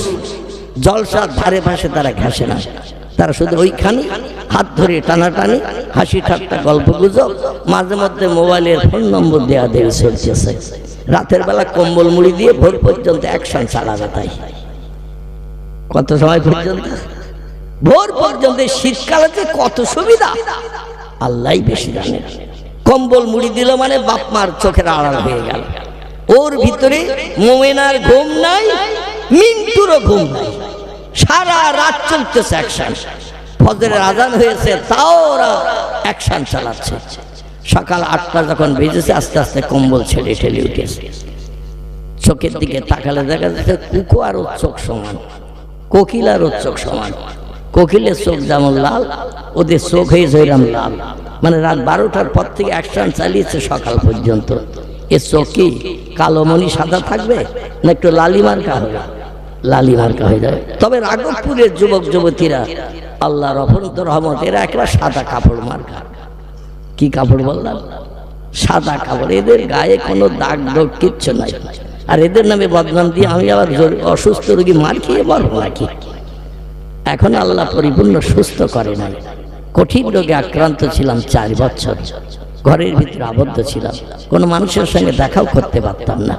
যাই হোক, 3.5 বছর ডায়ালিসিসের পরে একদিন বাদ একদিন আপনাদেরই রোড দিয়ে আমার যেতে হয়েছে 3.5 বছর মালঞ্চ হয়ে কলকাতা আরএন টেগর হসপিটালের কাছে মুকুন্দপুর ওরই পাশে আমাকে ডায়ালিসিস করতে যেতে হয়েছে। 82 কিলোমিটার রাস্তা, যেতে আসতে 82। বাড়ি থেকে বেরিয়ে ডায়ালিসিস করে ফিরে আসতে সময় লাগতো 9 ঘন্টা, 9.5 ঘন্টা। বেডে শুধু শুয়ে থাকতে হতো 4 ঘন্টা, 5 মিনিট বেশি ছাড়া কম হতো না। এ হাতে এখনো দাগ আছে, গলায় দাগ আছে, বুকে চ্যানেলের দাগ আছে। মানে জড়ো জড়ো করেছে সব মোটা মোটা ওই গরু ফুরুনের সুচ ফুটিয়ে ফুটিয়ে শিরার ভিতরে ফুটিয়ে দিয়ে ব্লাডগুলো টেনে মেশিনে শোধন করে আবার আরেকটা সুচ এখানে ফুটে, একটা এখানে, একটা এখানে, একটা এখানে, এইভাবে ফুটিয়ে ফুটিয়ে ব্লাডগুলো সংশোধন করে পানিগুলো বার করে রক্তগুলো আবার ঢুকিয়ে দিত। একদিন দুদিন না, একদিন বাদ একদিন 3.5 বছর। তারপরে কলকাতা আরএন টেগর হসপিটালে গত 2024 সালের 18 জানুয়ারি আমি অধম অপারেশন হই। আমার এই পাঁজরের কাঠি থেকে নিয়ে কুচকি পর্যন্ত পুরো পেট ফাড়া, 21টা সেলাই, পুরো পেটের সেলাই 21টা, পুরো পেট ফেড়িয়ে আমার 2টি কিডনি টোটাল ড্যামেজ হয়ে গিয়েছিল, অচল। 24 ঘন্টায় 2 থেকে 3 ফোঁটার বেশি পেশাব হতো না। 24 ঘন্টার ভিতরে পানি যা খেতাম সব দেহের ভিতরে জমে যেত। ব্যাঙ মরে গেলে 3-4 দিন পরে যেমন ফুলিয়ে যায়, আমার চেহারার অবস্থা ওই রকম ফুলিয়ে যেত। আবার ওই পানি বার করলে চেহারাটা আবার একটু চুপসে যেত। এইভাবে অপারেশন না হওয়া পর্যন্ত আমাকে এইভাবে দৌড়াতে হয়েছে। চিরসুখী জন ভ্রমে কি কখন ব্যথিত বেদনা বুঝিতে পারে, কি যাতনা বিষে বুঝিবে সে কিসে, কবু আসি বিষে দংশে নিজারে। সাপে যার কেটেছে সেই জানে বিষের জ্বালা যন্ত্রণা কি, সাপ যার সবল দেয়নি, বিষক্রিয়া রক্তের ব্লাডের সঙ্গে কানেকশন করেনি, সে সাপের বিষের জ্বালা যন্ত্রণা কি বুঝতে পারবে? কোনদিন তার পক্ষে বোঝার সম্ভব নয়। আল্লাহ পাক কঠিন রোগ যাদের দিয়েছেন তারাই জানে এই রোগের জ্বালা যন্ত্রণা কি। সারাটি রাত বালিশ পাতা করে বসে থাকতে হতো, শুয়ে পড়লেই শ্বাস নিঃশ্বাস বন্ধ হয়ে যেত। দুটি সিলিন্ডার, গ্যাস সিলিন্ডার মাথার পাশে রাখা থাকতো, অক্সিজেন দেয়া হতো শ্বাস নিঃশ্বাসটা যাতে বার হয়। কবরের যাত্রী আল্লাহ বানিয়েছিলেন অধমকে। বাংলা একটি প্রবাদ আছে, রাখে আল্লাহ মারে কে, মারে আল্লাহ রাখে কে। এই প্রবাদটা যে 100% সত্য, 100-র ভিতরে 100% সত্য। অধমকে দিয়ে আল্লাহ সেটা প্রমাণ দেখিয়ে দিয়েছেন। গ্রামের 98% মানুষের ধারণা ছিল আমি অধম আর বাঁচব না। আমার ওজন ডায়ালিসিস করতে করতে হয়ে গিয়েছিল মাত্র 45 কেজি। এখন এই যে দেহ দেখছেন 59-59.5 কেজি ওজন। তখন ডায়ালিসিসের সময় 3 বছর ওজন ছিল 45 কেজি। শুধু হাড়ের গায়ে চামড়াটা লাগানো ছিল, মাংস গোস্ত কিছুই ছিল না। সেই খোদার কসম খেয়ে বলি, এই যে চেয়ারে বসে বক্তব্য রাখছে, একটু জমিনে বসারও ক্ষমতা ছিল না, পাছার হাড় ফুটে যেত এমন করে জমিনে বসলে। এমন অবস্থা ছিল। গ্রামের মানুষ ধারণা করতো মাইকে কখন অ্যালোয়ান্স হবে, মৌলবি কালাম মারা গেছে, একটু জানাজা পড়তে যাব। আল্লাহ পাক কবরের যাত্রীকে আজ চেয়ারে বসিয়ে দিন শরীয়তের 2-4 কথা বলার সুযোগ করে দিয়েছে। এজন্য শুকরিয়া মাবুদের করব না ইবলিস শয়তানের করব? কার করব শুকরিয়া? কোটি কোটি কোটি কোটি সুযোগ শুকরিয়া সেই মাবুদের জন্য। তবে আল্লাহ পাক কোরআন পাকে জানিয়েছেন, আমার কাছ থেকে যদি কোনো বান্দা বান্দি সাহায্য পেতে চাও, উপকৃত হতে চাও, বিপদে মুসিবতে যদি লাভবান হতে চাও, তোহবা গিফট পেয়ে যদি তোমরা খুশি হতে চাও, 2টি কাজ একটু কম বেশি করে নাও। কটি? 2টি কাজ একটু কম বেশি করো, তাহলে আমার করুণা রহমত বরকত থেকে তোমরা বঞ্চিত হবে না। কোরআন বলছি, ফালিয়াদহাকু কালিলাও ওয়ালিয়াবকু কাসীরা। একটি কাজ একটু কম কম করবে, একটি কাজ একটু বেশি বেশি করবে। এই 2টি কাজ যারা আমার কোরআন মোতাবেক করবে, আমি আল্লাহ তাদের পাশে সাহায্যের জন্য রহমতের হাত বাড়াই। নারায়ে তাকবীর। একটি কাজ হলো হাসি তামাশা কম, ফালিয়াদহাকু কালিলা। হাসি তামাশা পৃথিবীতে একটু কম কম করে করবে, একটা কাজ একটু বেশি বেশি করবে। আল্লাহ বলছেন ওয়ালিয়াবকু কাসীরা। চোখের পানি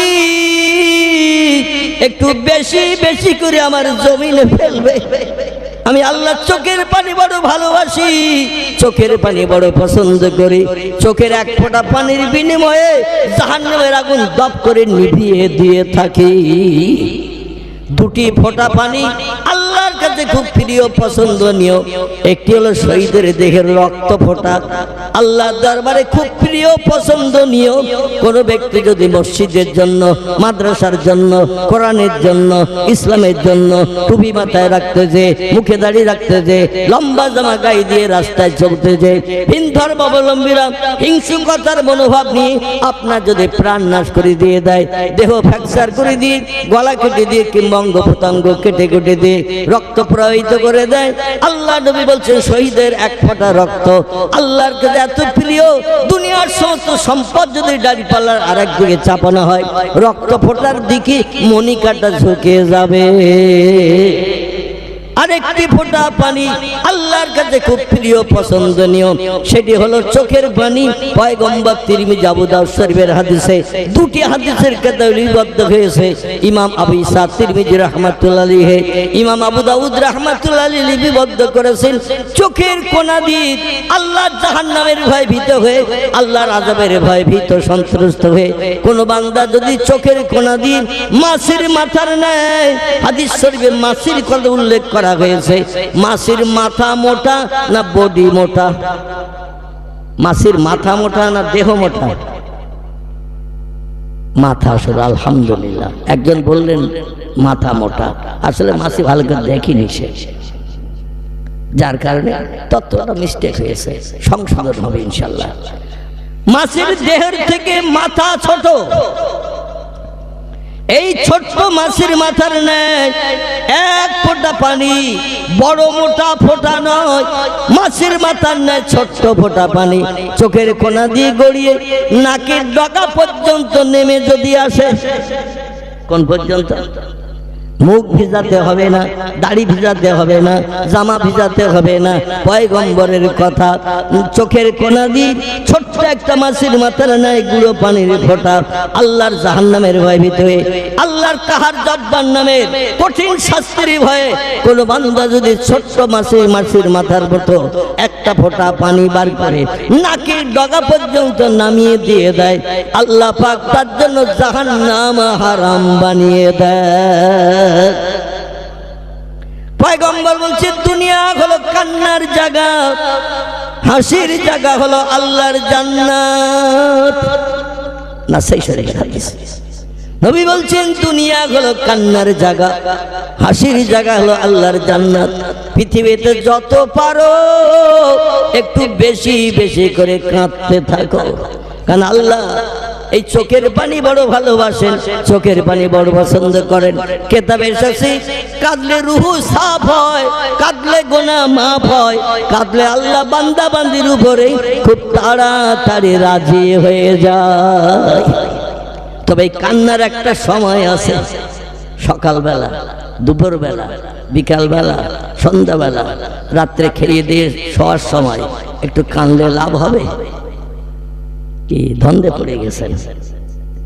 আল্লাহ কোরআনে তত্ত্ব দিচ্ছেন, কোরআন পাকের 15 পারা সূরা বনী ইসরাইলের ভিতরে কাঁদতে হবে কখন সে তত্ত্ব আল্লাহ কোরআনে কোট করেছেন। তবে দুর্ভাগ্য আমাদের, আমরা কোরআন পাক একটু পড়িও না, মানে মতলব জানার চেষ্টা ভাবনা করি না। মাঝে মধ্যে কোনো ব্যক্তি পড়ে, পাশ দিয়ে হেঁটে যায়, যখন থেকে জিলিপির পেছের মতো সব বেকা বেকা লেখা, তেলা পাকার পায়ের মতো কোরআনের অক্ষরগুলো সব বেকা বেকা লেখা, চশমার ফ্রেমের মতো এর থেকে ওর থেকে জোড়া। ওই পুস্তকে লেখা আরবি ভাষা কোরআন, এতে লাভ বানি কিছু নাই। চিল্লায় বলুন একটু নাউজুবিল্লাহ। কোরআনে লাভ বানি আছে না নাই? আল্লাহ তো সরাসরি এসে আমাদের বুঝাতে পারবে না, সরাসরি এসে বলতে পারবে না। কোরআন পাঠিয়ে দিয়েছেন, অনুধাবন করব, কোরআন পড়ব, মানে মতলব বুঝবো, সে মতো যদি আমল করি আমরা লাভবান হব না ব্যবসায় লস হবে? আমাদের লাভবান হব না ব্যবসায় লস হবে? লাভবান হব।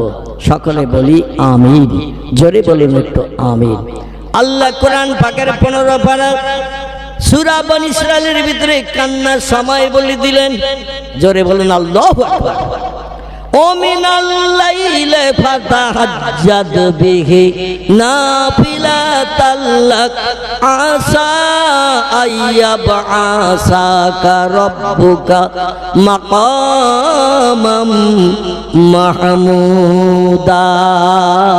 জোরে বলুন একটু আল্লাহু আকবার। আল্লাহ বলছেন বান্দা আমার কাছ থেকে যদি কিছু পেতে চাও, আমার কাছ থেকে সাতজনই মুখে যদি হাসি পড়তে চাও, বিপদ মুসিবতে নিষ্কৃতি পেতে চাও, ডাক্তারকে যদি দেখাতে না চাও, মাস্টারের কাছে যুক্তি যদি না চাও, একটা কাজ করো, রাত্র দ্বীপ প্রহরের পর থেকে নিয়ে ফজরের আযান ধ্বনির আগ পর্যন্ত একটা নামাজ আমি কোরআনে কোট করে দিয়ে দিয়েছে। এই নামাজটির নাম কি রাঘবপুরের মানুষেরা বলেন? এ নামাজের নাম আলহামদুলিল্লাহ। আলহামদুলিল্লাহ। শুধু 5 ওয়াক্ত নামাজ পড়লে কাজ হয় না, 5 ওয়াক্ত নামাজ পড়লে আল্লাহরে রাজি করা যাবে না। আল্লাহ দুনিয়ায় বাস করতে গেলে 5 ওয়াক্ত নামাজ মাস্ট, অবশ্য কর্তব্য। আল্লাহ দুনিয়ায় বাস করবে, আল্লাহ নেয়ামত খাবে, আল্লাহর অনুদান বিবি বাচ্চা নিয়ে সংসার জন্য সুখ ভোগ করবে, আল্লাহ জমিনে ঘর বেঁধে বাস করবে। এই জন্য 5টা বার একটু মসজিদে যেয়ে কপাল ঠেকাতে হবে। এটা দুনিয়ায় বাস করতে গেলেই ওই বান্দার জন্য অবশ্য কর্তব্য, করতেই হবে। কিন্তু আল্লাহকে যদি রাজি করতে চাও, আল্লাহর কাছ থেকে কোনো তোহফা গিফট যদি পেতে চাও, আরো বাড়তি নামাজ আছে না নাই? আছে না নাই? এই 5 ওয়াক্ত নামাজ কি শেষ? আল্লাহু আকবার। ফজরের নামাজের পর একটা নামাজ আছে, নাম হলো তার ইশরাক। কি নাম বললাম? ইশরাক। ইশরাক বেলা 10টার পরে একটা নামাজ আছে, নাম তার চাষ। মাগরিবের নামাজের পর একটা নামাজ আছে, নাম তার আওয়াবিন। রাত্র দ্বীপ্রহরের পর থেকে নিয়ে ফজরের আজানের আগ পর্যন্ত একটা নামাজ আছে, এই নামাজটির নাম হলো তাহাজ্জুদ। কি নাম? এই নামাজগুলো নফল নামাজ, ইশরাকের নামাজ, চাশতের নামাজ, আওয়াবিনের নামাজ, তাহাজ্জুদের নামাজ। এগুলো ফরজ, অবশ্য কর্তব্য নয়। আল্লাহর দুনিয়ায় বাস করতে গেলে অবশ্য কর্তব্য 5 ওয়াক্ত ফরজ, এটা প্রত্যেক আদায় করতে হবে। আর মালিককে যদি রাজি করতে চান, মালিকের কাছ থেকে জীবনের সমস্যার সমাধান পেতে চান, মেম্বারের কাছে যদি যেতে না চান, প্রধানের কাছে দরখাস্ত দিতে যদি না চান, থানার ওসিরে যদি বশ করতে না চান, দুনিয়ার কোনো ব্যক্তির সঙ্গে বন্ধুত্ব করে ঘরে চুরি ডাকাতি বদমাইশি হিংসাত্মক মনোভাব আমার সঙ্গে আপনার সঙ্গে যাতে না করে, এই জন্য কোনো ব্যক্তির সঙ্গে বন্ধুত্ব করছেন, অবৈধ কাজ করে, মদ খায়, সুদ খায়, ব্যভিচারী করে, মানুষ প্রাণ নাশ করে, বিবি বাচ্চার বিদ্রোহীন করে, ওর সঙ্গে বন্ধুত্ব রেখেছি যাতে আমার আপনজন কারো ক্ষতি না করে। আল্লাহ বলছেন কারো সাহায্যের প্রয়োজন দরকার নাই, আমি আল্লাহ বান্দাদের জন্য এনাফ। এর বাংলা নাম হলো যথেষ্ট। জোরে বলুন সুবহান। এই নামাজটির নাম হলো তাহাজ্জুদ। সব নামাজের ভিতরে উত্তম নামাজ হলো তাহাজ্জুদ। এই নামাজটা রাত্র 12টার পর থেকে নিয়ে ফজরের আজানের আগ পর্যন্ত লম্বা সময় এই নামাজটা পড়া যায়। পৃথিবীতে দুটি দলের মানুষ, খুব ভালো করে শুনবেন, পৃথিবীতে দুটি দলের মানুষ এই দুনিয়ায় রাতের ঘুম তারা ঘুমাননি, বিবি বাচ্চার প্রেমাসক্ত হয়ে অর্থ উপার্জনের জন্য দৌড়াদৌড়ি ছুটাছুটি করেননি। আল্লাহ যাতে খুশি তারা তাতে খুশি। এ দলের নাম হলো দুটি। কটি বলা? ধন্দে পড়েছেন আপনারা? ধন্দে পড়তে হবে না, তথ্য দেই বুঝুন, তারপর ইনশাল্লাহ আমার সঙ্গে একমত হবে। একটি দলের নাম হলো নবী আম্বিয়ার দল, একটি দলের নাম হলো ওলি আউলিয়ার দল। আর যত দলের মানুষ পৃথিবীতে আমরা বাস করি, আলেম আছে, হাফেজ আছে, কারি আছে, মুফতি আছে, মসজিদের ইমাম আছে, মুয়াজ্জিন আছে, মুক্তাদি আছে, মুসল্লি আছে, চাষি আছে, তাঁতি আছে, কামার আছে, কুমোর আছে, সুতোর আছে, ধোপা আছে, নাপিত আছে, ডাক্তার আছে, কবিরাজ আছে, মাস্টার আছে, হাকিম আছে, জজ আছে, উকিল আছে, ব্যারিস্টার আছে, বিজ্ঞান আছে, দর্শন আছে, ইঞ্জিনিয়ার আছে। এইভাবে যত দলের মানুষ পৃথিবীতে বাস করে এরা কিন্তু আল্লাহর আপন নয়। বোঝা গেল? এখনো বুঝতে পারেন, আরেকটা এগিয়ে যেতে হবে। দলগুলোর নাম শুনুন, যদি কোনো দলের নাম বাদ যায় ওটাও ঢুকিয়ে নিয়ে নেবেন। চাষি, তাঁতি, কামার, কুমোর, সুতোর, ধোপা, নাপিত, ডাক্তার, কবিরাজ, হাকিম, জজ, উকিল, ব্যারিস্টার, বিজ্ঞান, দর্শন, ইঞ্জিনিয়ার থেকে শুরু করে আলেম, হাফেজ, কারি, মুফতি, মসজিদের ইমাম, মুয়াজ্জিন, মুক্তাদি, কোন দলের মানুষ আল্লাহর আপন নয়। মনে মনে যেন ধারণা করবেন না হুজুর আমাদের ইমামের নামে বদনাম দিয়ে গেল। আছে তো পাশে বসে, ওনার ইমামতি কত বছর আমি জানি না, আমি অধম আমার ইমামতি চলছে বর্তমান 40 বছর। ক বছর? 1985 থেকে নিয়ে 2025। ক বছর হয়? এই 40 বছর আমার ইমামতি চলছে। এর আগেও এক জায়গায় বছর 3 মতো ইমামতি করেছিলাম, কলকাতা আলিয়া থেকে যখন টাইটেল পাস করে ঘরে ফিরি। 3 বছর ইমামতি করেছিলাম। গ্রামটির নাম হলো নলডি উত্তরপাড়া। কি নাম বললাম? পাশের কাছে গ্রাম না, একটু খোঁজ নিয়ে শুনবেন আমি মিথ্যার ঠিকঠাক তথ্য দিচ্ছে কি। বছর 3 ওখানে প্রথম পড়াশোনার জীবনে ইমামতি করেছিলাম। তারপরে একটানা ইমামতি চলছে ওই তালপুকুর বাজার থেকে একটু ভিতরে খিদিরপুর গ্রাম। কে বললো তথ্যটা? একজন বলে দিয়েছে। যাই হোক, আমি সেখানে ইমামতি করি। তাহলে আমি আমার নামেও বদনাম দিচ্ছি, কিন্তু মানে আমিও ইমাম, আমি আল্লাহর আপন নই। তাহলে আপনাদের ইমাম সাহেবের বাদ দিয়ে দিলাম। ইমাম, মুয়াজ্জিন, মুক্তাদি কেউ আল্লাহর আপন নয়। এবার আলেম বলি, হাফেজ বলি, কারি বলি, মুফতি বলি, যত দলের মানুষ আছে এরাও কিন্তু আল্লাহর আপন নয়। আমিও কম বেশি তাদের দলে একটু পড়বো না। আমার নিজের বাদ দিয়ে কিন্তু বলছি না, আমিও মৌলবী, কোরআন হাদিসের জ্ঞান কম বেশি আল্লাহ মগজে দিয়েছেন। বসিরহাট আমিনিয়া মাদ্রাসায় রোল নম্বর 1 ছিল, কলকাতা আলিয়াতেও পর্যন্ত আল্লাহ অধমকে রোল নম্বর 1 করেছিলেন। 1983-84 সালের ক্যান্ডিডেট, এখনো যে খাতা আলগা করলে দেখতে পাবেন। আমার সহসঙ্গী যারা ছিল তাদেরও জিজ্ঞাসা করবে, সেখানেও আমার রোল নম্বর 1 ছিল। আবার সকাল 10টা থেকে 4টে পর্যন্ত মাদ্রাসা করতাম আলিয়া, আবার সন্ধ্যা 5টা থেকে রাত 10টা পর্যন্ত কলেজ করতাম বঙ্গবাসী শিয়ালদার কাছে। এইভাবে রাত জেগে জেগে দিনের বেলা পরিশ্রম করে করে পড়াশোনা শেষ করে এসেছে। একেবারে অজ্ঞ মূর্খ যেন ধারণা করবেন না। তবে যে দলের লোকগুলোর কথা বললাম, এরা কেউ কিন্তু আল্লাহর আপন বনতে পারেনি। আল্লাহর আপন বনেছেন 2টি দলের মানুষ। কটা দলের নাম করেছি? কটা? 2টি দলের নাম বলেছি। আমি কিন্তু নাম বলেছি একটি দলের, তার নাম হলো নবী আম্বিয়ার দল, মনে আছে? আর একটা দলের মানুষের নাম বলি নাই, সেই নামটা হলো ওলি আউলিয়ার দল। এই 2টি দলের মানুষের জীবনী আল্লাহ কোরআনে ভরে দিয়ে দিয়েছেন। আলেম হাফেজ মুফতি কাদির জীবনী আল্লাহ কোরআনে ভরেননি, মুসলিম ইমামের জীবনী আল্লাহ কোরআনে ভরেননি।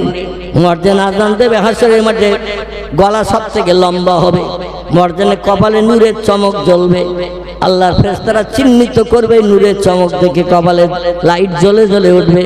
ইনি হলেন মুয়াজ্জিন, মানুষকে আহ্বান করেছে নামাজের জন্য। এনার চেহারাটা লম্বা হবে হাসরের মাঠে, আর কপালে নূরের চমক জ্বলবে। এও কিন্তু আল্লাহর আপন বনতে পারেনি। আপন বনেছে নবী আম্বিয়ার দল, আপন বনেছে ওলি আউলিয়ার দল। টোটাল আল্লাহর সত্য কোরআন আলগা করে একটু তত্ত্ব নিয়ে নেন, দেখবেন এই 2টি দলের মানুষের জীবনী আল্লাহ পছন্দ করে কোরআনে ভরে দিয়েছে। নারায়ে তাকবীর। নবীদের ভিতরে কিছু নবীর জীবনী আল্লাহ কোরআনে কোট করেছেন। তাফসিরে মাফাতিহুল গায়ব, তাফসিরে মাজিদ, তাফসিরে রুহুল বায়ান, তাফসিরে ফিজালাল কোরআন। আল্লামা কুতুব রাহমাতুল্লাহ আলাইহি বিশ্ববিখ্যাত কোরআনের মুফাসসির তিনি তার কিতাবে লিখেছেন, আল্লাহ পাক পৃথিবীতে অগণিত পয়গম্বর পাঠিয়েছিলেন মানুষকে হেদায়েত দিতে, সুপথ দেখাতে। ইহদিনাস সিরাতাল মুস্তাকিম, আল্লাহ আমাদের সোজা সরল পথ দেখাও। আল্লাহ বলেন ওয়ানাইবুদুনি হাযা সিরাতুম মুস্তাকিম। জোরে বলুন একটু আল্লাহু আকবার। ওয়ানাইবুদুনি হাযা সিরাতুম মুস্তাকিম, আমার ইবাদত উপাসনা করো, এটাই হলো সোজা রাস্তা। আমরা কোরআনের সূরা ফাতিহায় পড়ি না, ইহদিনাস সিরাতাল মুস্তাকিম। আল্লাহকে নামাজের তাকবীর তাহরিমা বেঁধে জবানে পড়ি, আল্লাহ সোজা সরল পথ দেখাও, বেঁকা পথ দেখিও না, আল্লাহ খারাপ পথ দেখিও না, জাহান্নামের রাস্তা আমাদের দেখিও না। আল্লাহ বলছেন ওয়ানিবুদুনি হাযা সিরাতুম মুস্তাকিম, সোজা সরল পথের নাম হলো আমার ইবাদত বন্দেগী করার পথ। জোরে বলুন সুবহানাল্লাহ। এই পথের পথিক যদি বলতে পারো, কোনো ব্যক্তির কাছে হাত পাততে হবে না সাহায্যের জন্য। আমি তোমাদের জন্য এনাফ, যথেষ্ট। জোরে বলুন একটু সুবহানাল্লাহ। কোরআনের ভিতরে আল্লাহ পাক কোন বর্ণনাকারী তাফসীরের কিতাবে লিখেছেন, পৃথিবীতে আল্লাহ পয়গম্বর পাঠিয়েছিলেন মানুষকে সুপথ দেখানোর জন্য, ভালো কাজের দিশারি বানানোর জন্য, মারামারি অশান্তি কাটাকাটি দুনিয়া থেকে মুছে দেওয়ার জন্য। পয়গম্বর পাঠিয়েছিলেন 1,00,000 মোতাবেক 2,24,000-এর মতো। কতটা বললাম? 1,00,000 মোতাবেক 2,24,000-এর মতো পয়গম্বর আল্লাহ পৃথিবীতে পাঠিয়েছিলেন মানুষকে সুপথ দেখানোর জন্য। আবার তাফসীরে ফিজিলাল কোরআনে আল্লামা কুতুব রাহমাতুল্লাহ লিখছেন, এই 1,24,000 মতান্তরে 2,24,000, এতটা ডিফারেন্স হতে পারে না। বরং অগণিত পয়গম্বর বললে কোনো ভুল তথ্য প্রকাশ হবে না, অগণিত। এই জন্য তিনি বলছেন 1 লক্ষ মোতাবেক 2 লক্ষ না বলে অগণিত পয়গম্বর বললে কথাটা শ্রুতি মধুর সুন্দর হয়। জোরে বলেন সুবহানাল্লাহ। সব পয়গম্বরদের জীবনী খুব ভালো করে শুনবেন। সব পয়গম্বরদের জীবনী আল্লাহ কোরআনে যদি কম বেশি করে ভরে দিতেন, কোরআন এখন এই রকম মোটা কিনা? একটু হ্যাঁ হু বলছেন না, ঘুমিয়ে পড়িয়েছেন বোধহয়। তাহলে কর্তৃপক্ষ চা দিতে বলবো যে চা খাওয়া অন্তত ঘুমিয়ে দেশটা কাটিয়ে দিক। কোরআন বর্তমানে ঠিক এতটা মোটা, এতটা লম্বা, আবার ছোট আছে, আবার একটু বড় বড় অক্ষর এতটা লম্বা আছে। এই কোরআনে পয়গম্বরদের জীবনী আল্লাহ কোট করেছেন ভালো মানুষ হিসাবে টোটাল 25 জনের। কজন বললাম? 25 জন পয়গম্বরের জীবনী আল্লাহ পছন্দ করে ভালোবেসে তাদের জীবন আদর্শ আল্লাহর কাছে প্রিয় হিসাবে পছন্দ করে কোরআনে তাদের জীবনে ঢুকিয়ে দিয়েছেন। কিন্তু এই 25 জন পয়গম্বর ছাড়া পৃথিবীতে আর পয়গম্বর ছিল না। সব পয়গম্বরের জীবনী যদি একটু কম কম করে কোরআনে আল্লাহ ঢুকিয়ে দিতেন 1 লক্ষ মোতাবেক অগণিত, তাহলে কোরআন শরীফ আর এইরকম মোটা থাকতো, এতটা লম্বা থাকতো? খুব ভালো করে বলবেন। কোরআন আমার 2 হাতে হয়তো কুলাবে না, কারণ আমি পেটে কুটে মানুষ, খুব বেশি হাত লম্বা করতে পারবো না। যা হাত লম্বা করলাম এতটা মনে করুন লম্বা। আর সব নবীর জীবনী আল্লাহ কোরআনে কম বেশি যদি ভরে দিতে পুরো হতো আমার 2 হাতের ভিতরে থেকেও লম্বা, ঠিক কি না? কোরআন এত লম্বা, এত পুরো যদি হতো, কোন জায়গা থেকে পাঠতে গেলে 15 জন ডাকার দরকার হতো কিনা? কারণ হাত স্লিপ করে পড়িয়ে যদি যায় তাহলে তো সাদকা দিতে হবে। আরে ভারী কোরআনে সাদকা দিলে তো 3 বস্তা চাল হয়তো শেষ হয়ে যাবে, নুন শেষ হয়ে যাবে। এই জন্য কোরআন পড়ার জন্য লাগতো 15 জন, আবার কোরআনের তথ্য দেখে তুলতে লাগতো হয়তো 18 জন। কি ঠিক বললাম না ভুল বললাম? উপরে তুলতে হবে তাকিয়ায়, নিচে রাখা যাবে না। মানুষ হাঁটা চলা করে, কোরআন উপর দিয়ে পা চলে যেতে পারে। আল্লাহর কোরআনের মর্যাদা সম্মান দিতে হবে না? হবে না? এখন তুলতে গেলে 18 জন লাগতো, পাঠতে গেলে হয়তো 15 জন লাগতো। আল্লাহ বলে অত পয়গম্বরের জীবনী কোরআনে ভরে কোরআন বড় করব না, কোরআন মোটা করব না। কোরআন আমি সংক্ষেপ করে তোমাদের পড়ার জন্য পৃথিবীতে পাঠিয়েছি, কিয়ামত পর্যন্ত থাকবে। জোরে বলুন একটু সুবহানাল্লাহ। এই জন্য লক্ষাধিক পয়গম্বরের ভিতর থেকে ছাঁটাই করে বাছাই করে আল্লাহ পাক মাত্র 25 জন পয়গম্বরের জীবনী কোরআনে ভরে দিয়েছেন। টোটাল কোরআনে পয়গম্বরের নাম এসেছে 27 জনের। কজন বললাম? 27 জন পয়গম্বরের নাম এসেছে কোরআনে, জীবনী কোট করা হয়েছে 25 জনের। বাদ গেল কজন? কজন কথা বলে না, কি বলবেন? 2 জন বাদ গেল, এদের কোনো জীবনী কোরআনে লেখা নাই, শুধু নাম উল্লেখ আছে, তাদের কোনো জীবনী কোরআনে কোট করা নাই। টোটাল 27 জন পয়গম্বরের জীবনী আল্লাহ পাক কোরআনের ভিতরে ভরে দিয়েছেন 25 জনের। 2 জনের কোনো জীবনী ভরা নাই। আমি নাম কটা বলি শুনুন, তারপরে ওলিদের কথা বলবো। তারপরে যদি সময় পাই আমি তাদের জীবনের ইতিহাস আদর্শ থেকে আপনাদের কাছে একটু তথ্য তুলে ধরবো। তারা পৃথিবীতে বিপদে মুসিবতে দুঃখে দুর্দশায় সমস্যায় রোগে শোকে পতিত হয়ে আল্লাহর কাছ থেকে কেমন সাহায্য পেয়েছে, যে সাহায্য আমরা জন্ম থেকে মরণের দিন পর্যন্ত পেতে পারি। বোঝা যাচ্ছে তো? আমরা সে সাহায্য পেতে পারিনি, পেয়েছে তারা। এই 2টি দল যাদের জীবনী আল্লাহ কোরআনে কোট করেছেন। একটা দলের নাম নবী আম্বিয়ার দল, আর একটা দলের নাম ওলিয়া উলিয়ার দল। মনে রাখবেন, নবীদের নাম কটা বলি? কারবা নাম আদম, কারবা নাম শীষ, কারবা নাম ইদ্রিস, কারবা নাম নূহ, কারবা নাম ইব্রাহিম, কারবা নাম ইসমাইল, কারবা নাম ইসহাক, কারবা নাম ইয়াকুব, কারবা নাম ইউসুফ, কারবা নাম দাউদ, কারবা নাম সুলাইমান, কারবা নাম মুসা, কারবা নাম হারুন, কারবা নাম হুদ, কারবা নাম লুত, কারবা নাম সালেহ, কারবা নাম জাকারিয়া, কারবা নাম এহিয়া, কারবা নাম আইয়ুব, কারবা নাম ইউনুস, কারবা নাম শোয়েব, কারবা নাম ইলিয়াস, কারবা নাম উযায়ের, কারবা নাম ঈসা, কারবা নাম মুহাম্মাদুর রাসূলুল্লাহ। একটু চিল্লায় বলুন সুবহানাল্লাহ, নারায়ে তাকবীর। কজন হলো নাম গুনেছেন তো? তাহলে তাবারও হাত ছাড়া হবে না। যারা গুনিনি শুধু শুনিয়েছে, হরেনের মাধ্যম দিয়ে আওয়াজ মাঠ ভেঙে পালিয়ে চলে গেছে, হাজার চেষ্টা করলে আওয়াজ আর ফেরত আনা যাবে? যে আওয়াজ বেরিয়ে যাচ্ছে এ আর ফেরত আনা যাবে না। কিন্তু গুনলে মেমোরিতে অনেকদিন জমা থাকবে এই কটা। নবীর নাম বলা ভালো না খারাপ? নবীর নাম শোনা ভালো না খারাপ? তিরমিজি শরীফের হাদিস, পয়গম্বর বলছেন কোন পয়গম্বরের নাম যদি কেউ পড়ে, প্রতিটি নামের অক্ষরের বিনিময়ে 10টা করে সওয়াব তার নাম আমলে লিপিবদ্ধ হবে। আবার যে লোকটি পয়গম্বরের নাম পড়ার কারণে শুনল, সেও প্রতি অক্ষরের বিনিময়ে তারও নাম আমলে থলিতে আল্লাহ 10টা করে সওয়াব লিপিবদ্ধ করে দেবেন। আর তো জোরে হবে না? আচ্ছা, এখন আমাদের নাম যদি পড়ি সব কটা করে হবে? কটা?